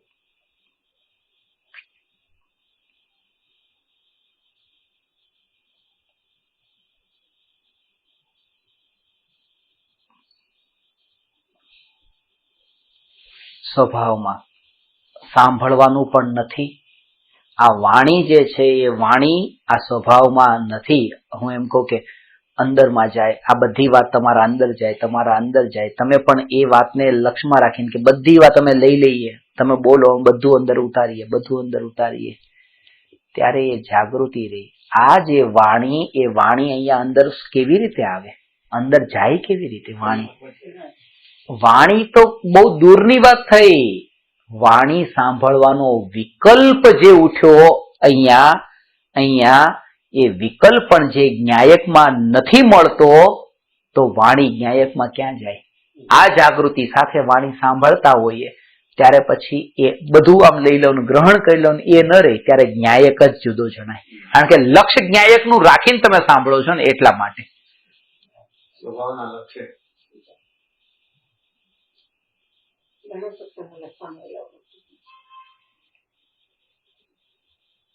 પ્રયોગ આનાથી ખબર પડે. પ્રયોગના કાળે આમ થઈ ગયું ને આમ થઈ ગયું ને આમ થઈ ગયું. તમારું બધાનું જે રીતે બહારના સંયોગો સાથેનું જે જોડાણ હોય, જે વિકલ્પો ચાલતા હોય, તમે પર્સમાં જે પૈસા લઈને નીકળ્યા હો ને કોઈ શોરૂમમાં ગયા અને તમારા જે વિચારો ચાલતા હોય છે, વિચારોમાં તો પર્સ તો તમારું બાજુમાં પડ્યું હોય પણ વિચારોમાં બધે અહીંયા પડેલું જ છે ને, જે રીતે કે આટલા લઈને નીકળ્યા છે બધું અંદર પડ્યું છે. એટલે ત્યાં તમે પ્રાઇસ જોઈને તો તમે આગળ નીકળી ગયા. એ આગળ કેમ નીકળી ગયા છો? પર્સમાં કેમ નથી જોયું? જોવાની જરૂર શું છે? કારણ કે બધું અહીંયા છે જ તે. એટલે ચાલતી વખતે ભલે અહીંયા ન પણ હોય, કાર્ડ પણ સાથે હોય, કાર્ડમાં કેટલું છે, ઘરમાં આપણું અફોર્ડ કેટલું કરીએ, બધું ખરેખર આપણે ચાલતી વખતે દરેક મોમેન્ટે બધું લઈને અહીંયા લઈને ફરતા હોઈએ છીએ. બહારનું તો બધું બહારમાં જ હોય છે. અહીંયા જે છે એ અહીંયા રહેલું એને અનુસરીને આપણને વિકલ્પ આવે છે કે આ ખરીદવા જેવું છે ને આ ખરીદવા જેવું નથી. બધું આને લઈને પોતાને શું માન્યું છે, પોતાને અહીંના એનો મકાનનો માલિક માન્યો છે. તમે ઘરમાં પ્રવેશ કરતા હો ને સિક્યુરિટી વાળો અહીંયા નીચે વોચમેન તમારું ચેક કરે બેગ કે બતાવો શું લઈને જાઓ છો, કે ચાલ ભાઈ તને રજા ઉપર મોકલી દેવું પડશે. કારણ કે ત્યાં તમે જાણ્યું છે કે હું આનો માલિક છું. એરપોર્ટ પર સિક્યુરિટી વાળો ચેક કરે તો લો ભાઈ લો, જોઈ લો, જે જોવું હોય જોઈ લો. બે સિક્યુરિટી બે ચેક કરે. એકમાં અધિકાર માન્યો છે, ત્યાં કર્તૃત્વ કે હું આનો માલિક છું. ત્યાં આપણું ચાલે એમ નથી. આપણા દરેક સમયના જે ભાવ છે એ ભાવમાં પોતે કેટલું આપણે પોતાને અહંકારની સાથે આપણે રાખીને પોતાને ચાલતા હોઈએ છીએ દરેક ક્ષેત્રે. અને જ્યાં નથી ચાલતું ત્યાં આપણી સરળતા નથી કે ચલો હું ત્યાં એરપોર્ટ પર સિક્યુરિટીને બતાવી દઉં છું કે લો ભાઈ જે જોવું એ જોઈ લો. એ સરળ નથી. પેલો ચેક કરતો હું આમને ઉભો રહી જાઉં છું એટલે હું આટલો બહુ સરળ માણસ છું એમ નથી, એ મજબૂરી છે. એટલે જ્યાં જે પ્રકારે આપણે જે બહારની વસ્તુઓને સાથે રાખીને જે નિરંતર વિચાર ચાલતો હોય છે એ વિચાર જેમ જેમ બહારની વસ્તુઓમાંથી એકત્વનો ભાવ મોડો પડતો જાય છે એ વિચારોની ગતિ પણ મંદ થતી જાય છે.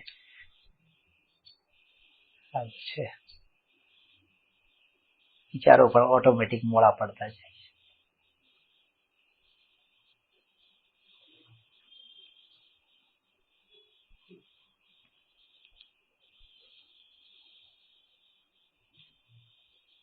જે થવા યોગ્ય હશે એ જ થશે. સારું નહીં થાય ને ખરાબ નહીં થાય. થવા યોગ્ય હશે એ જ થશે. થવા યોગ્ય એ છે કે તમે સ્વભાવમાં આવવાના છો. આ થવા યોગ્ય છે. આવતીકાલે તમે સ્વભાવમાં આવવાના છો. આજે આખી રાત તમારું સ્વભાવનું ચિંતન ચાલવાનું છે. આ થવા યોગ્ય છે.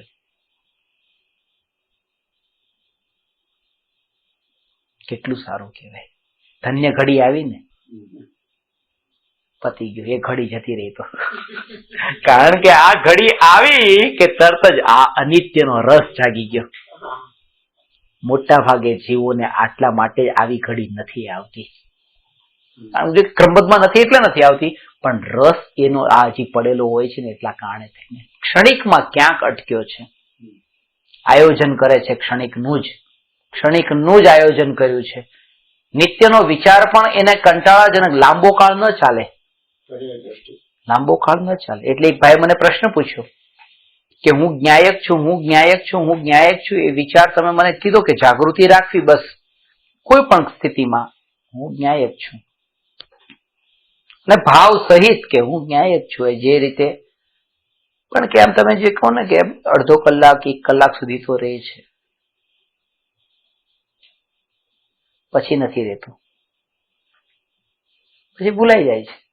ભૂલાઈ જાય ત્યારે પછી પાછું શું કરવાનું? ભૂલાઈ ગયું છે કે પછી પાછું 2 કલાક પછી પાછું યાદ આવે કે હું જ્ઞાયક છું. કે અત્યારે જે આ ભૂલાઈ ગયું છે એ 2 કલાક, અને પેલા 2 કલાક સુધી યાદ રહ્યું છે એ 2 કલાક. કે હું જ્ઞાયક છું એ વિચારે 2 કલાકના, અને પછી 2 કલાક ભૂલાઈ ગયું છે એ 2 કલાક. તો પહેલા જે 2 કલાક જે હતા એ 2 કલાકની પર્યાયમાં તમને એટલો રસ પડ્યો, અને બીજા 2 કલાકની પર્યાયમાં એટલો દ્વેષ છે. એકમાં રાગ છે, એકમાં ગમો છે, એકમાં અણગમો છે.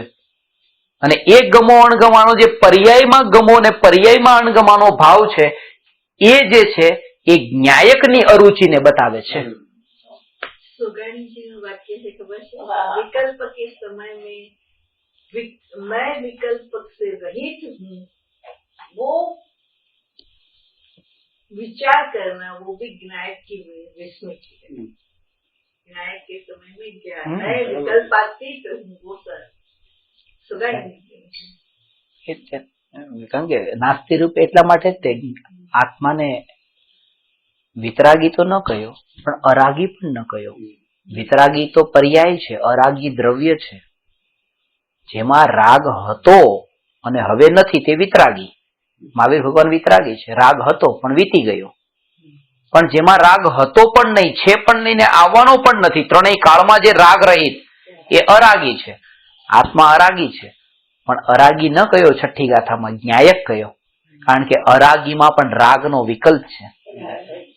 નાસ્તિ રૂપે પણ નેગેટિવ પણ રાગ આવે છે વચ્ચે. એટલે હું અરાગી નથી. એટલે સોનું જે છે એ સોનું મેલથી રહિત છે. એ મેલથી રહિત સોનાની વાત કરવા પછી મેલ વચ્ચે બોલવું એ બરાબર ન લાગે. સોનું તો સોનું છે. એટલે આ પરંપરાગત ભાવને અરાગી ભાવ કહેવાય. એક દ્રષ્ટિએ એમાં પણ એ છે.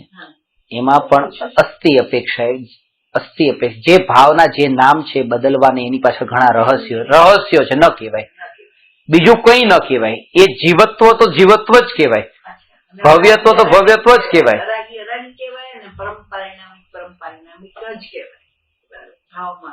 ભાવની વાત છે. જીવનો અસાધારણ ભાવ. એમાં છે ને બધા અનુજીવી ગુણ ને પ્રતિજીવી ગુણ ને એવા ભેદ હોય છે. તો જે આ જે છે ને અનુજીવી ગુણ પોઝિટિવ ગુણ હોય, પ્રતિજીવી નેગેટિવ. નેગેટિવ એટલે નકારાત્મક નો અર્થ શું છે? એ નાસ્તિકત્વની અપેક્ષા. એટલે કહું આ જે છે ને આ કઈ અપેક્ષા એનું કથન કરવામાં આવે કે આત્મામાં જ્ઞાન છે, દર્શન છે, સુખ છે, વીર્ય છે, શ્રદ્ધા છે, ચારિત્ર છે, આ બધા અનુજીવી ગુણ કહેવાય, કારણ કે છે. અને આત્મામાં રૂપ છે નથી, પૂતગલમાં છે પણ આત્મામાં રૂપ નથી, એટલે આત્મા કેવો છે? અરૂપી છે. તો અરૂપીપણું જે આત્માનું ગુણ છે કે નહીં, લક્ષણ છે કે નહીં, અરૂપી છે આત્મા. આત્મા અરૂપી છે એવું જે આપણે કહીએ છીએ, પણ એ પ્રતિજીવી થયું, કારણ કે એ કોઈમાં તો રૂપ છે ને જે આત્મામાં નથી, એટલે અરૂપી. પણ અને પૂતગલની રીતે જોઈએ, પૂતગલ સ્પર્શ રસ ગંધ વણ છે એના પોતાના અનુજીવી ગુણ છે, પણ એમાં ચેતનત્વ નથી, એ અજડ છે. પૂતગલ એ અચેતન છે, એ પ્રતિજીવી થઈ ગયા એ રીતે. અને આ તો જીવનો સ્વભાવ ભાવ છે, અસ્થિર રૂપ, એટલા માટે પારિણામિક ભાવ, એટલે એમાં એ ન કહેવાય, અરાગી નથી. અરાગી તો સ્વરૂપના દ્રવ્યની જ વાત છે, પણ એ રાગની અપેક્ષાએ અરાગીપણું સમજાવવામાં આવે છે. રાગની અપેક્ષાએ એમ સમજાવવામાં આવે છે કે આત્મામાં ભાઈ રાગ અત્યારે નથી અને પેલા પણ નતો. મહાવીર ભગવાને રાગને છોડ્યો, પણ રાગ તો સ્વભાવમાં હતો જ નહીં, રાગ. એ તો રાગનો અનાદિથી અજ્ઞાનીને પરિચય છે, એટલા માટે રાગ રહિત આત્મા છે એવો ઉપદેશ આપવામાં આવે છે, પણ અનુભવ જે થાય છે એ જ્ઞાયકનો થાય છે. પણ શરૂઆતમાં જયારે બેસે છે ત્યારે એને પરિચય તો રાગનો છે, એટલે એને આત્માનું સ્વરૂપ એવું સમજાવવામાં આવે છે કે રાગથી ત્રિકાળ રહિત હોય તે આત્મા છે, અને પછી એ આત્મા જ્ઞાયક છે, નોન ટુ અનનોન જવાય એવી રીતે.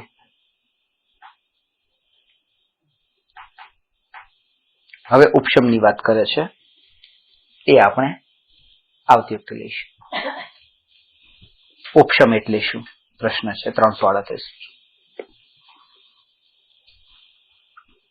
નમો અરહંતાણમ નમો સિદ્ધાણમ નમો આયરિયાણમ નમો ઉવજ્જાયાણમ નમો લોય સવસાહું.